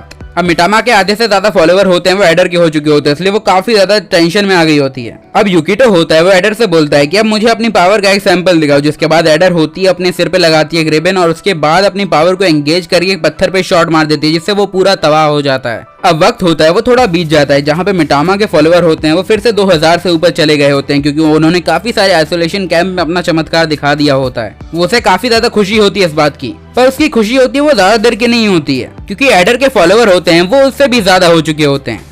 सब कुछ ऐसा ही चल रहा होता है, तभी उन लोगों को एक और बंदी के बारे में पता चलता है जिसके 10,000 से ज्यादा फॉलोवर होते हैं। तब यहाँ पे हमारा युकिटो होता है वो डिसाइड करता है कि कैसे भी करके उसे उनके फॉलोवर को छीनना होगा, इसलिए वो सीधे उसके कल्ट को होता है वो ज्वाइन करने वाला होता है। युकिटो होता है वो यहाँ पे आर के साथ एक फेक कपल बनने की एक्टिंग करके वहाँ पे जाता है। उसके साथ 2 लोग और गए होते हैं जो होते हैं मिटामा और रॉय। अब युकिटो होता है वो डकिनी के पास होता है वो पहुंच जाता है। युकिटो होता है वो उन दोनों का इंट्रोडक्शन कर देता है और वो बोलता है कि मैंने आपके बारे में काफी सुना है, तो हम आपके सेट का मेंबर बनना चाहते हैं। डकिनी होती है उन दोनों की फोटो खींचती है और उसके बाद तुरंत ही मान जाती है। अचानक से युकिटो को मानो जैसे कोई झटका लग जाता है। वहीं दूसरी ओर आर होती है वो ऐसे पगला जाती है और सीधा युकिटो के ऊपर चढ़ने लगती है, पर युकिटो खुद पे काबू रखे उसे होश में ले आता है। तभी अचानक से एक धमाके की आवाज आती है और जब वो लोग बाहर जाके देखते हैं तो उन्हें पता चलता है मिटामा बोलती है कि रॉय यहाँ पे बड़ी अश्लील हरकतें कर रहा था, जिस वजह से मैंने उसे गंदा वाला पीटा है। युकिटो होता है वो चलते चलते एक लड़की से टकरा जाता है जिसका नाम रिश होता है, जो कि डकिनी की होती है वो साथी होती है। युकिटो होता है उससे दोस्ती करने की कोशिश करता है, पर वो उसकी बात नहीं समझती है। वो बोलती है कि मैं डकिनी को बता दूंगी कि तुम लोग गद्दार हो, तो युकिटो बोलता है ऐसा मत करो। पर अचानक से ही यहाँ पे रिश होती है वो कुछ अजीब सा ही फैंटेसाइज करने लगती है हमारे युकिटो के बारे में कि वो उसे पेल रहा है। और थोड़े वक्त बाद वो दोनों भी होते हैं वो दोस्त बन जाते हैं। जहाँ पे रिश होती है वो सभी को बताती है कि डकिनी ने होता है वो एक ग्रुप बनाया था और सभी लोग उसमें ज्वाइन हो गए, तो उसके पास ऑप्शन नहीं बचा, वो भी ज्वाइन हो गई। पर यहाँ पे रिश होती है वो दिल से डकिनी के ग्रुप को तबाह करना चाहती है। युकिटो भी सोचता है मुझे इस पे भरोसा नहीं है, पर इसकी बातों पे अविश्वास करने जैसा भी कुछ नहीं है। वहीं दूसरी ओर एडर होती है वो लोगों की हेल्प करके अपने फॉलोअर्स बढ़ा रही होती है और मिटामा के फॉलोवर होते हैं वो डे बाय डे कम होते जा रहे होते हैं। युकिटो होता है वो यहाँ पे बताता है कि अगर कोई गॉड होता है वो अपने घर को छोड़ के दूसरी जगह जाता है तो उसको फॉलोवर ऑटोमेटिकली कम होने लगते हैं, जिससे मिटामा होती है एकदम सदमे में ही आ जाती है। वहीं दूसरी ओर रिश के कहने पे सारे लोग होते हैं वो डकिनी को होते हैं वो गंदे वाले टॉय दिखाते हैं। वहीं दूसरी ओर रिश होती है वो उसके सारे फॉलोवर्स को बता रही होती है कि आखिरकार रिप्रोडक्शन होता क्या है और इस सब के पीछे मास्टरमाइंड युकिटो होता है। तभी डकिनी वहाँ पे आ जाते और वो बोलते हैं कि तुम ये क्या कर रही हो। ये देख के यहाँ पे डकिनी के सारे फॉलोअर बोलते हैं कि पर रिश गलत क्या कर रही है, अगर वो कुछ नॉलेज देना चाहते हैं उसमें दिक्कत क्या है। अब डकिनी होती है वो यहाँ पे युकिटो और उसके साथियों के साथ यहाँ पे रिश को भी होती है वो टांग देती है मारने के लिए, पर डकिनी के फॉलोवर ही बोलने लगते हैं पर वो गलत क्या कर रहे हैं जो तुम उसके साथ ऐसा कर रही हो। रिश यहाँ पे एक्टिंग करने लगते हैं कि मुझे लगा था कि मेरी दी गई इन्फॉर्मेशन उनके लिए काम की साबित होगी, पर मुझे एक और मौका दीजिए, मैं सब कुछ ठीक कर दूंगी। अब डकिनी उन सभी को होती है वो जेल में बंद कर देती है और उनका इंचार्ज होता है रॉय, जो कि यहाँ पे डकिनी की खूबसूरती में खो चुका होता है। नेक्स्ट मॉर्निंग यहाँ पे डकिनी के कुछ फॉलोअर होते हैं वो युकिटो की टीम को खत्म करने अंदर घुस जाते हैं। अब कुछ साल पहले का सीन हमें दिखाया जाता है जब एम्परर जिंदा था। उसने डकिनी को एक मिशन दिया होता है कि उसे दुनिया में से प्यार नाम के शब्द को हटाना है। जो बच्चे होंगे उन्हें आर्टिफिशियली तैयार कर दिया जाएगा जो कि सामने वाले बंदे की हर बात माने। डकिनी ऐसा ही करती है, जितने भी बच्चे जितने भी लोग होते हैं वो उनके दिमाग से अपने पावर का इस्तेमाल करके इमोशन लाइक लव हटा देती है। अब प्रेजेंट में दिखाया जाता है जहाँ पे हमारी डकिनी के बंदे होते हैं वो यहाँ पे उन्हें खत्म करने वाले होते हैं, तभी एडर वहाँ पे मौके पे आ जाती है। एडर के फॉलोअर होते हैं वो काफी बढ़ गए होते हैं, जिसे देख के मिटामा हैरान हो जाती है। अब बाकी सारे लोग होते हैं वो सीढ़ियों से चढ़ते चढ़ते डकिनी के पास पहुंच जाते हैं। तभी डकिनी नोटिस करती है कि यहाँ पे रिश के हाथ में वो किताब है। डकिनी उस किताब के बारे में और कुछ इन्फॉर्मेशन ले उससे पहले एडर वहाँ पे आके उसे कूट देती है। अब डकिनी को काफी गुस्सा आने लगता है, वो अपनी पूरी पावर इकट्ठा करने लगती है। वो बताती है कि उसके फॉलोअर्स होते हैं वो 14,000 से भी ज्यादा हैं, तो वो क्या ही है उनके सामने। अब डकिनी यहाँ पे एक ऐसा अटैक करती है जिसके बाद सभी लोगों के सेक्सुअल डिजायर होते हैं वो उभर के बाहर आने लगते हैं। अब ये मत सोचना पिछली थोड़ी लाइन पहले मैंने बोला था गंदी चीजें और यहाँ पे खुलेआम बोल रहा हूँ, तुम गंदे हो मैं गंदा हूँ, सब गंदे हैं। अब उन लोगों के अरमान इतने ज्यादा बढ़ रहे होते हैं कि अब वो युकिटो को छोड़ ही नहीं रहे होते हैं, उसको दबोचने ही वाले होते हैं। युकिटो होता है वो एडर से मदद मांगते पर एडर भी उसी की ओर चढ़ रही होती है। वो सोच रहा होता है कि आखिरकार अब मुझे क्या करना चाहिए। तभी मिटामा होती है वहाँ पे आ जाती है और डकिनी के अटैक को होती है वो नस्ते नाबूद कर देती है। अब सब लोग होते हैं वो अपने होशो आवाज में आ जाते हैं। डकिनी हैरान होती है पर उसे अचानक से ही पता चल जाता है कि उसके फॉलोवर में से काफी सारे लोग होते हैं वो रिश के फॉलोवर बन चुके होते हैं और रिश होती है वो मिटामा की फॉलोवर होती है, जिस वजह से उसकी पावर होती है वो मिटामा को मिल जाती है। तभी मिटामा होती है वो डकिनी से बोलती है कि तुम कोई गॉड नहीं हो, बस तुम उस गॉड से पावर लेती हो और जिस गॉड से तुम पावर लेती हो वो मेरे सामने पानी भरती है। थोड़ा पास्ट का सीन दिखाया जाता है जहाँ पे हमारी मिटामा ने होता है वो असली गॉड डकिनी से बोला होता है कि प्लीज यार कुछ तो रहम बरतो। डकिनी यानी रियल गॉड ने होते उससे घुटनों के बल बैठ के माफी मंगवाई है। अब सीन फिर से शिफ्ट होता है जहाँ पे देखते हैं कि जहाँ पे डकिनी रियलाइज करती है कि उसके फॉलोवर होते हैं वो काउंटलेसली होते हैं, वो खत्म होते जा रहे हैं। अब यहाँ से वो भागने का डिसाइड करते हैं और भाग ही रही होती तभी रॉय आके उसे पकड़ लेता है। रॉय उसे पकड़ने के बाद मिटामा से बोलता है कि मैंने इसे पकड़ लिया, क्या आप मुझे अब पसंद करोगे? वो समझ नहीं पाती ये क्या हुआ। तो हमें पता चलता है कि यहाँ पे हमारे युकिटो ने होता है उसे लालच दिया होता है कि अगर तू उसको पकड़ लेगा तो यार तेरा फायदा बहुत है। तभी अचानक से डकिनी के ऊपर होती है वो एडर होती है, एक अटैक करती है जिसके बाद डकिनी यहाँ पे निस्से नाबूद हो जाती है। तभी यहाँ पे डकिनी होती है वो हमारी ऋषि से पूछती है कि उसके पास ये किताब कहाँ से आई। तो ऋषि होती है वो बताती है कि वो टोका की बेटी और उसी ने ही ये किताब उसे दी थी। ये बात सुन के डकिनी होती पूरी तरीके से हैरान हो जाती है और उसे फ्लैशबैक आता है जहाँ पे टोका एक बच्ची होती है जिसने कहा था कि मैं चाहती हूँ कि मेरा भविष्य में एक बच्चा हो। अब युकिटो होता है वो डकिनी से काफी सारे सवाल पूछने की कोशिश करता है बट डकिनी बोलती कि जा नहीं बताती। अब कुछ दिनों तक डकिनी को होता है वो जेल में कैद रखा जाता है और एक दिन ऋषि होती है वो हमारे युकिटो को गले में पट्टा बांध के वहाँ पे ले आती है। वो बोलती है कि मैं तुम्हारी साथी अभी भी हूँ और तुम्हारी मदद करना चाहती हूँ। अब ऋषि होती है वो यहाँ पे युकिटो को थोड़ा परेशान करते और बोलती है कि तुम डकिनी की सारी बात मानोगे है ना? तो बोलता है कि मैडम जी आप कहती हो तो क्यों नहीं। डकिनी अब उसके ऊपर भरोसा करने लगती है। तभी हमें पता चलता है ये सब युकिटो की ही चाल होती है। अब वो लोग होते हैं वो वापस विलेज में जाने लगते हैं जहाँ पे युकिटो सोच रहा होता है कि डकिनी को यहाँ पे हमारे सारे प्लान के बारे में पहले से ही पता है पर जस्ट बिकॉज वो रिस से काफी ज्यादा पसंद करती है तो वो मान गई है। अब उनके फॉलोवर होते हैं वो वैसे ही बढ़ चुके होते हैं तो उसे चिंता करने की जरूरत होती नहीं है। अब जाते टाइम रास्ते में एक मॉन्स्टर से उनकी आन भेंट हो जाती है तो एडर होती है वो अपने एक ही अटैक से उसे खत्म कर देती है और जिससे देख के मिटामा पूरी तरीके से हैरान हो जाती है। वहाँ पे काफी और सारे मॉन्स्टर आ जाते हैं पर यहाँ पे मिटामा अपनी पावर का इस्तेमाल करती है और वो लोग होते हैं उन मॉन्स्टर को आगे हराते हुए बढ़ जाते हैं। अब शाम को जब वो अपने विलेज पहुंचते हैं तो वो नोटिस करते हैं कि पूरी जगह तबाह हो गई होती है मॉन्स्टर के जरिए। पर मजे की बात ये होती है कि सब के सब एकदम सही सलामत होते हैं। युकिटो होता है मिटामा से बोलता है कि प्लीज इस जगह ठीक कर दो ना। सभी लोग रिक्वेस्ट करते हैं ये प्लीज यार कर देना तो वो तुरंत ही मान जाती है और सब कुछ पहले जैसा ठीक कर देती है पर उसकी पावर थोड़ी खत्म हो जाती है। जब सब कुछ एकदम बढ़िया चल ही रहा होता है तभी अचानक से रिकी होता है वो दरवाजा पीटते हुए अंदर आता है। वो बोलता है कि भाई लफड़ा हो गया। वो बोलता है कि एक बहुत ज्यादा खतरनाक बीस्ट होता है वो अटैक कर चुका है। जब युकिटो सोचता है कि अब ये क्या हो रहा है भाई तभी हम देखते हैं रॉय को जो कि एक लड़की को अपनी पीठ पे बिठा के भाग रहा होता है। तभी एक बीस्ट होता है वो उसके सामने आ जाता है और उसके ऊपर अटैक कर देता है। रॉय को कुछ हो उससे पहले ही वहाँ पे एडर आ जाती है और अपने अटैक का इस्तेमाल करके उसे बचाती है। अब मामला होता है वो थोड़ा कंट्रोल हो चुका होता है। युकिटो होता है वो मिटामा को लेके वहाँ पे आ चुका होता है और पूछता है कि भाई कुछ हुआ तो नहीं। तो रॉय बोलता है कि हाँ भाई मैं तो ठीक हूँ पर जो मेरे साथ बच्ची है वो थोड़ी घायल है। एडर होती है उसके पास जाती है क्योंकि उसे कुछ अजीब लग रहा होता है। वो बोलती है कि क्या तुम खड़ी होगी? अब वो लड़की होती है वो खड़ी होती है और चुपचाप अपना इंट्रोडक्शन दे देती है। वो बोलती है कि उसका नाम गाया है और वो भी एक आर्कान ही है और उसकी पावर होती है वो किसी भी बीस्ट को होती है वो कंट्रोल कर सकती है। और गाया होती है वो यहाँ पे युकिटो के रिलीजन के ग्रुप के बारे में पूछती है। युकिटो बोलता है कि पहले तू मुझे अपने इंटेंशन बता उसके बाद बताऊंगा। तो वो बोलती कुछ नहीं कुछ नया सीखना है अपने को। अब गाया होती है उसे ये भी बता देती है कि असल में उसके बीस्ट होते हैं उससे कंट्रोल नहीं हुए जिस वजह से उसके ऊपर ही अटैक हो गया था। अब वो लोग होते हैं फिर से अपने विलेज में पहुंच जाते हैं जहाँ पे मिटामा होती है वो गाया से बोलती है कि देख तेरे तो 2 ही फॉलोवर है हमारे तो बहुत ज्यादा हैं। और वो से ये बोलती है कि मेरी शरण में आ जा तो तेरा बहुत फायदा है। युकिटो होता है वो गाया से पूछता है कि तुम्हारे फॉलोवर तो इतने कम हैं तो तुम कंट्रोल कैसे करती हो? गाया बोलती है कि हाँ मैं मानती हूँ मेरे फॉलोवर होते हैं वो थोड़े कम हैं जिस वजह से जब मैं किसी बीस्ट को कंट्रोल करने की कोशिश करती हूँ तो वो आउट ऑफ कंट्रोल हो जाता है और मैं ही फंस जाती हूँ। अब गाया भी होती है वो लोकी को कूटना चाहती है। गाया ये भी बताती है कि लोकी दिमाग में क्या चलता है किसी को नहीं पता। उसके पास एक ऐसा प्लान है जिससे सब कुछ खत्म भी हो सकता है। अब और थोड़ी जानकारी के लिए युकिटो डिसाइड करता है कि अब तो कैपिटल में जाएंगे। पर जब वो रास्ते में होते हैं वो नोटिस करते हैं कि कैपिटल के बाहर बहुत बड़ी दीवार बना दी गई है। मिटामा होती है वो बोलते है कि चिंता क्यों करते हो अभी इस दीवार को अपनी पावर से तोड़ देते हैं। तभी गाया बोलती है कि ऐसी बकचोदी मत करना क्योंकि लफड़े हो सकते हैं। गाया होती है वो बोलती है कि मेरे पास भी कुछ एबिलिटी है वो किसी भी चीज से अपने लिए एक बीस्ट बना सकती है। गाया एक बीस्ट को बना के दीवार फाड़ने की कोशिश करने लगती है। युकिटो समझ जाता है कि गाया काफी ज्यादा पावरफुल है पर असल में वो यहाँ पे एक छोटी सी चिड़िया ही बना पाती है क्योंकि उसके फॉलोवर कम है जिसकी वजह से उसकी एनर्जी कम है। अब ये मिट्टी की चिड़िया होती है उसकी फाइनल होप होती है। युकिटो बोलते कुछ और नहीं हो सकता पर यहाँ पे वो बोलते कि यहाँ हम ही सूख गए तो ये क्या होगा।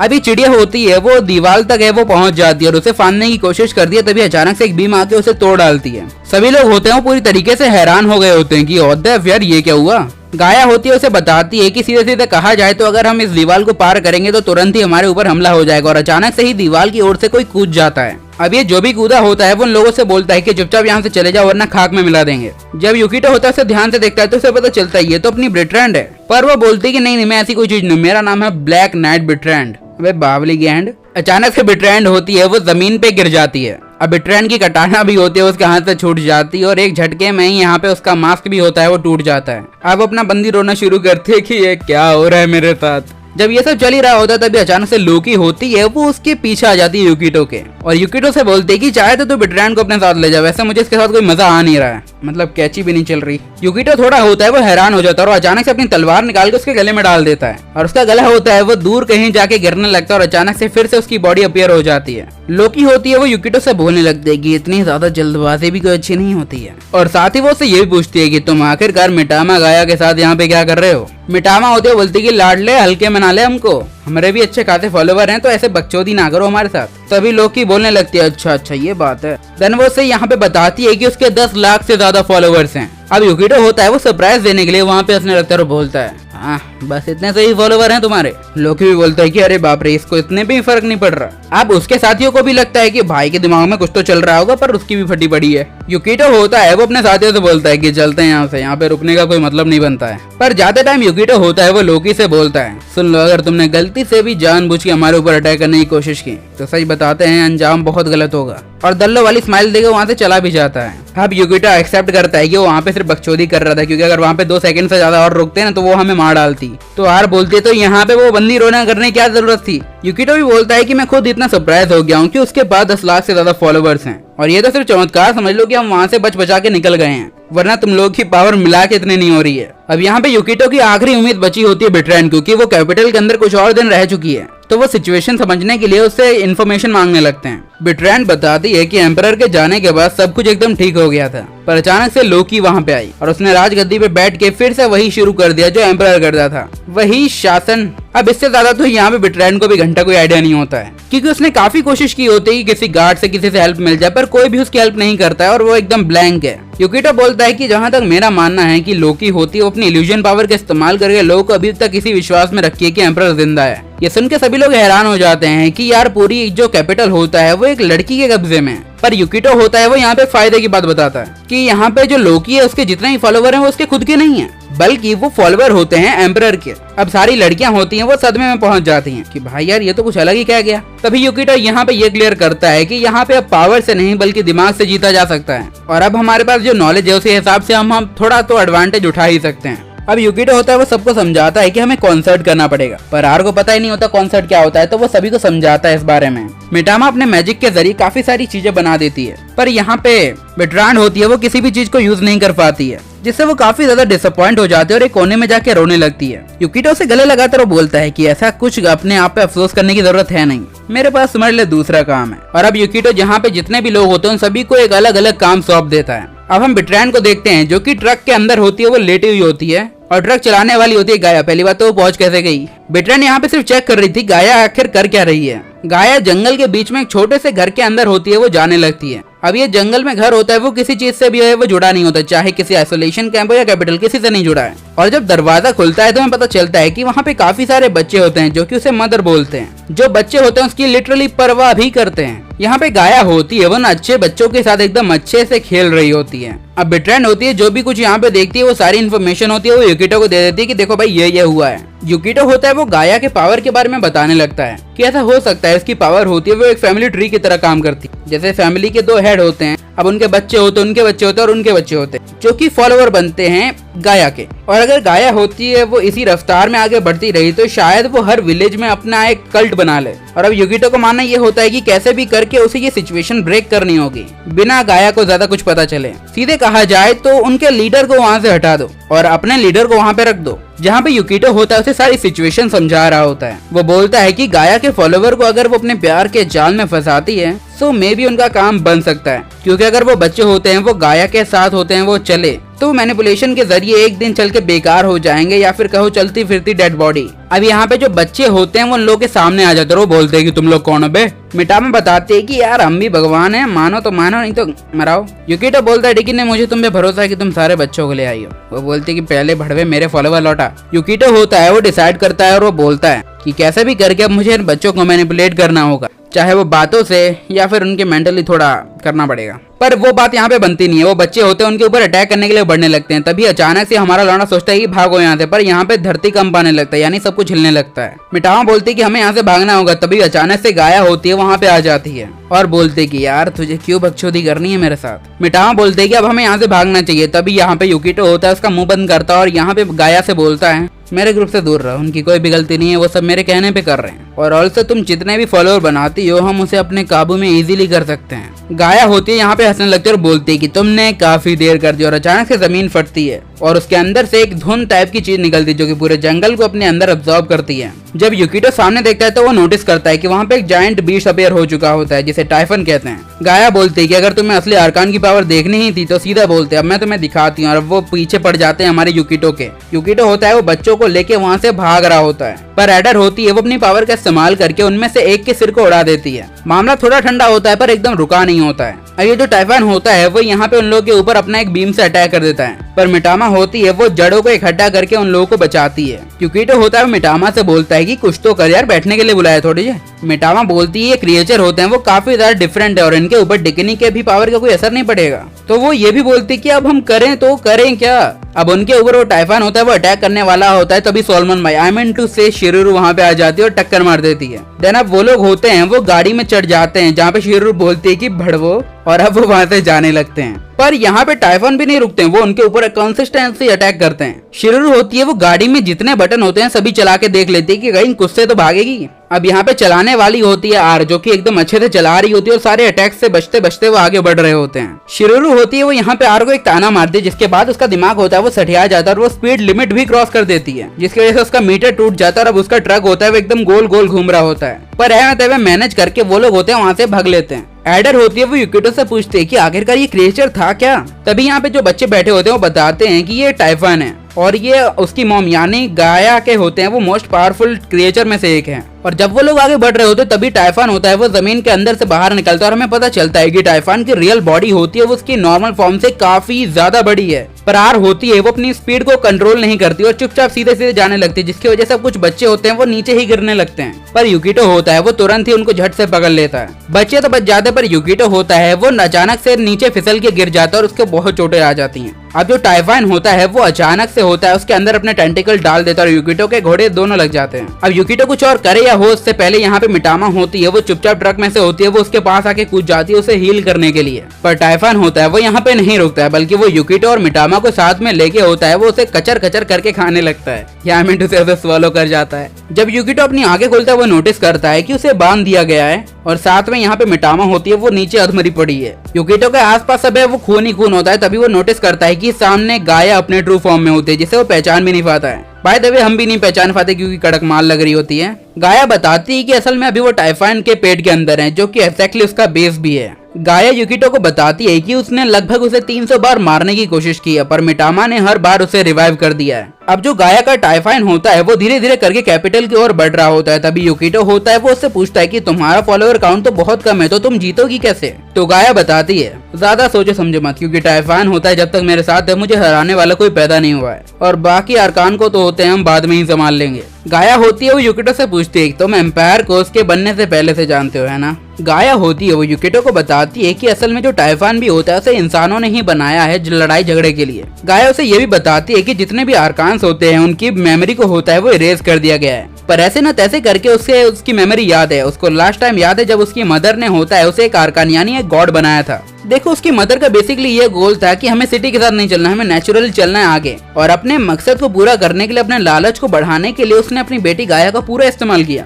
पर एक दिन गाया होती है वहाँ से भाग गई और जैसे ही आई उसने अपनी मदर को ही मार डाला। वो बोलती है कि सारे अरकान की यही एक स्टोरी होगी और तो क्या डिफरेंट होगा। गाया युकिटो से बोलती है कि तुम एक नाकामयाब इंसान हो, तुम चाहते हो तुम्हारे आसपास के लोग ठीक रहें, इससे क्या फायदा होता है तुम्हारा, और तुम्हें नहीं लगता कि तुम खुद से और बाकियों से झूठ बोलते हो। युकिटो के पास उसके पास्ट और प्रेजेंट दोनों का होता है वो एक्सपीरियंस होता है। वो बोलता है कि भले ही मैं ऐसा हूँ पर तुम भी तो मेरी तरह ही हो, तो वो उस बात को इजीली एक्सेप्ट भी करती है। वो बोलती है कि मैं भी तुम्हारी तरह ही हूँ, क्योंकि तुम्हें भी भगवान नहीं पसंद थे और मेरी मदर की वजह से मेरे अंदर वो भगवान को चाहने वाली इच्छा भी मर गई है। और दूसरे अरकान्स होते हैं वो यहाँ पे भगवान को जिंदा करना चाहते हैं, जो कि मैं नहीं चाहती, और अगर इसे रोकने के लिए दुनिया तबाह करनी पड़े तो मंजूर है बहनचोद। अब अचानक से हम नोटिस करते हैं कि युकिटो के जितने भी दोस्त होते हैं वो बोलते हैं कि तुम्हें कुछ नहीं होगा मेरे भाई। युकिटो एकदम हैरान हो जाता है और वो बोलने लगते हैं कि अभी तक उसने उसकी जान बचाई है, लोगों की मदद की, अब उनकी बारी है युकितो का ये फेवर वापस देने की। यहाँ पे उन्होंने एक पॉप शो रख दिया होता है जहाँ पे एकदम परफॉर्मेंस दे रहे होते हैं, जिससे जितने भी फॉलोवर होते हैं उनकी पावर होती है मिटामा के पास जाए। अब लो की होती है वो पावर, यानी जो फॉलोइंग होती है वो उन सभी को पावर दे रही होती है। जैसे कि एडर को जितनी पावर मिली होती है वो हवा में उड़ने लगती है और सीधा जाते हैं, और सारकान को होती है वो मारने लगती है, जिससे उसके कुछ हाथ पैर होते हैं वो टूट जाते हैं। और डिकनी होती है, उसको जितनी पावर मिल रही होती है उसकी मदद से वो टाइफाइन को अपने साथ ही लड़ने पे मजबूर कर देती है। अब वो सारे लोग होते हैं वो मेल झोल मिठा के होते हैं, वो यहाँ पे लड़ाई कर रहे होते हैं, पर मामला यहाँ पे तब बिगड़ जाता है जब उन लोगों को पता चलता है कि ये टाइफाइन होता है वो खुद को रीजनरेट कर सकता है, और रीजनरेट होने के बाद वो उन सारे फॉलोवर्स के ऊपर होता है वो अटैक करने लगता है। उन लोगों को कुछ नुकसान है, उससे पहले ही मिटामा अपनी थोड़ी बची हुई पावर्स का इस्तेमाल करके उसे बचाती हैं। अब युकितो होता है वो गाया को अचानक से अपने पास बुलाता है, और वो आते भी और अचानक से वो उसके सिर में अपना सिर दे मारता है। मामला थोड़ा गंभीर होता है जब यहाँ पे मिटामा होती है वो युकितो से बोलती है कि अगर वो उसके ऊपर भरोसा करता है और उसका फॉलोवर बनता है तो उसको अच्छी खासी पावर मिल जाएगी, और अगर वो ऐसा करेगा तो हम यहाँ से इजीली बच जाएंगे और सबको हरा भी देंगे। युकितो बोलता है अगर यही है तो ठीक है, मुझे मंजूर है। युकितो होता है वो यहाँ पे मिटामा से बोलता है कि पहले तुम मुझे आजाद करो, उसके बाद मैं प्रॉमिस करता हूँ कि मैं तुम्हारा पक्का वाला फॉलोवर बन जाऊंगा। तो मिटामा होती है उसके हाथ की बेड़ियां तोड़ देती है। युकितो जैसे ही नीचे उतरता है वो पास में ही पड़ी हुई टेबल को होता है वो गाया की ओर दे मारता है और सोचता है कि अब तो इसे मैं ही निपटा दूंगा, पर गाया अचानक से उठ खड़ी होती है और उसे ऊपर फेंकती है, और अपना एक और शानदार अटैक करके वो युकितो को लगभग खत्म करने ही वाली होती है। तभी हम बाहर एडर को देखते हैं जो कि अचानक से फिर से स्टेज पे आती है और माइक होल्ड करके बोलती है, जितने भी मेरे फॉलोवर्स हैं मैं चाहती हूँ कि वो भगवान के लिए मुझसे भरोसा छोड़ के या भी मिटामा के ऊपर भरोसा करें। अगर वो ऐसा करते हैं तो तब जाके यहाँ पे मिटामा होती है वो सबकी रक्षा कर पाएगी। और जैसे ये होता है मिटामा की पावर्स होती है वो काफी ज्यादा बढ़ जाती है, और वो खुद को होती है वो गाया की कैसे आजाद करती है। मिटामा होती है वो एक ग्रास प्लांट को होती है फिर से खड़ा करती है जो कि उसका सोल्जर होता है, जो कि टाइफाइन के एकदम बराबरी का होता है। वहीं युकितो होता है वो अंदर की तरफ अपनी फिजिकल स्ट्रेंथ से यहाँ पे गाया के साथ बैटल कर रहा होता है। इस दौरान वो अपने एक हाथ को भी खो देता है, पर मिटामा के भक्त होने के नाते उसका हाथ होता है वो तुरंत ही रीजनरेट हो जाता है, और वो इसके बाद गाया को गले से पकड़ लेता है। पर गाया होती है उसे धक्का देती है और उसको पीछे हटाने की कोशिश करती है, पर युकितो बोलता है कि इतने हल्के में ले रही छोरी, और वो उसके मुंह पे एक पंच मारता है जिसके जरिए वो जमीन पे आ जाती है। पर युकितो नंगा क्यों है? अब मजाक से हटके युकितो बोलता है कि तुम मुझे जितनी चाहे मार लो, पर यहाँ पे मिटामा होती है मुझे हील करती रहेगी। मिटामा भी होती है वो यहाँ पे गाया से बोलती है कि सुन भी दल्ली, यहाँ पे हमारे वाले बंदे को छोड़ दे वरना यहीं पटक के पेल देंगे। अब युकितो होता है वो भागता है और सीधा पकड़ता है गाया को और वहाँ पे पटक के पेलने लगता है, मतलब पलट देता है उसको। पर गाया भी होती है वो अपनी पावर का इस्तेमाल करके यहाँ पे युकितो को अपने टेंटिकल के जरिए पकड़ लेती है। अब यहाँ पे गाया होती है वो युकितो को मारने वाली होती है, पर युकितो को कुछ हो उससे पहले ही अचानक से मिटामा का जो प्लांट बाहर लड़ रहा होता है उसका एक टेंटिकल अंदर आता है और यहाँ पे गाया के अंदर छेद कर देता है। गाया को जैसी चोट लगती है वो यहाँ पे टाइफाइन भी होता है वो गायब हो जाता है, और अब यहाँ पे मिटामा और यहाँ पे युकितो होते हैं वो नीचे गिरने लगते हैं। जहाँ पे मिटामा होती है वो युकितो को पकड़ लेती है और सेफली नीचे ले आती है। अब युकितो के जितने भी दोस्त होते हैं वो जाते हैं उसके पास और उससे हाय हेलो मिलने लगते हैं। वहीं दूसरी ओर होते हैं जो बच्चे होते हैं वो गाया यानी अपनी मदर के पास जाते हैं और उसे चेक करते हैं। जहाँ पे गाया अभी भी सही सलामत होती है वो बोलती है कि अगर वो बच्चे यहाँ पे रिवेंज चाहते हैं तो वो इजीली अभी उसको मार सकते हैं क्योंकि वो रिटर्न में कुछ नहीं कर सकती। तो यहाँ पे एक बच्चा होता है वो अपने पास से चाकू निकालता है और यहाँ पे गाया की ओर बढ़ने लगता है, उसे लगभग मारने ही वाला होता है। तभी एक दूसरी बच्ची वहाँ पे बीच में आ जाती है और बोलती है कि तुम्हें इन्हें नहीं मारना चाहिए। अब इसके बाद वो बच्चा भी होता है बोलता है ठीक है भैया नहीं मारा, और गाया होती है अपने पास्ट लाइफ के बारे में सोचती है कि उसकी लाइफ कोई अच्छी नहीं रही है। एज फॉर इस गांव की परंपरा वो लोग होते हैं वो भंड होके पार्टी वार्टी करने लगते हैं जहाँ पे टेक्निक बनी होती है, डीजे और बाकी सब दे रहे होते हैं बीजे। पर एडर को यहाँ पे आइसक्रीम कुछ ज्यादा ही अच्छी लग रही होती है। वहीं दूसरी ओर युकितो होता है उसने गाया को एकदम अभी तक सही सलामत रखा होता है। वो उसे बोल रहा होता है कि वो उसके ऊपर और उन बच्चों के ऊपर नजरें बनाए रखेगा। अगर वो कुछ भी उल्टा सीधा करने की कोशिश करेगी, जहाँ पे काय नाम का एक बच्चा होता है वो उसे सब कुछ बता दे। अब यहाँ पे मामला एकदम सही सलामत होता है, सेट हो चुका होता है, लौंडे को रिक्रूट कर दिया गया होता है। वही मिटामा होती है वो गाया से बोलती है कि हमारे साथ हाथ मिला लो, चैन की जिंदगी जियोगी। पर गाया उसे ही परेशान करने लगती है। जब ये बकचोदी चल रही होती है तभी यहाँ पे जो लोकी होती है वो अचानक से हमारे लौंडे के पीछे आ जाती है, जहाँ पे हमारा लौंडा तुरंत ही उससे पूछता है कि मिटामा का इतना हाई फॉलोवर काउंट है वो तुम्हारी देन है ना? लोकी बोलता है कि हाँ, क्योंकि ये टाइफाइन होता है वो मुझे बहुत ज्यादा अनोइंग लग रहा था, जिस वजह से सोचा कि यही करना सही रहेगा। तो हाँ, मैंने अपने कुछ फॉलोवर इसे भी दे दिए। युकितो बोलता है कि इसका मतलब तुम अभी भी हमें कमजोर समझ रही हो, तो ऐसी गलती मत करो यार, क्योंकि हम भी शतरंज के वो खिलाड़ी हैं, जब अपना दांव चलते हैं तो सामने वाला भौचक्का रह जाता है। लोकी भी बोलने लगती है कि अगर मेरे रहमो करम को अगर तुम कुछ अलग समझ रहे हो तो ऐसा मत करो, क्योंकि हम भी कच्चे खिलाड़ी बिल्कुल नहीं है। अब यहाँ पे लोकी वहां से चली जाती है और उसके बाद हमारा लौंडा थोड़ा एंजॉय करने लगता है। तभी हम देखते हैं आर और शिरेरू को। जो कि उसे कोने में ले जाने लगते हैं और सोचने लगते हैं कि अगर यहाँ पे ये लौंडा है तो हमें तो सब बचा ही लेगा। प्लीज डू सब्सक्राइब, 100K के काफी करीब है। अगर तुम थोड़ा सा कंट्रीब्यूट करोगे एक सब्सक्राइब बटन दबा के तो हम पहुंच जाएंगे। ऑल्सो अगली वीडियो जितनी जल्दी हो सके उसे लाने की कोशिश करूंगा, क्योंकि वो सीरीज बहुत ज्यादा एची हारम जॉनरा की है। इन द एंड सायोनारा और बाय बाय। मिलता हूँ तुमसे अगली किसी वीडियो में, तब तक के लिए सायोनारा एंड बाय बाय।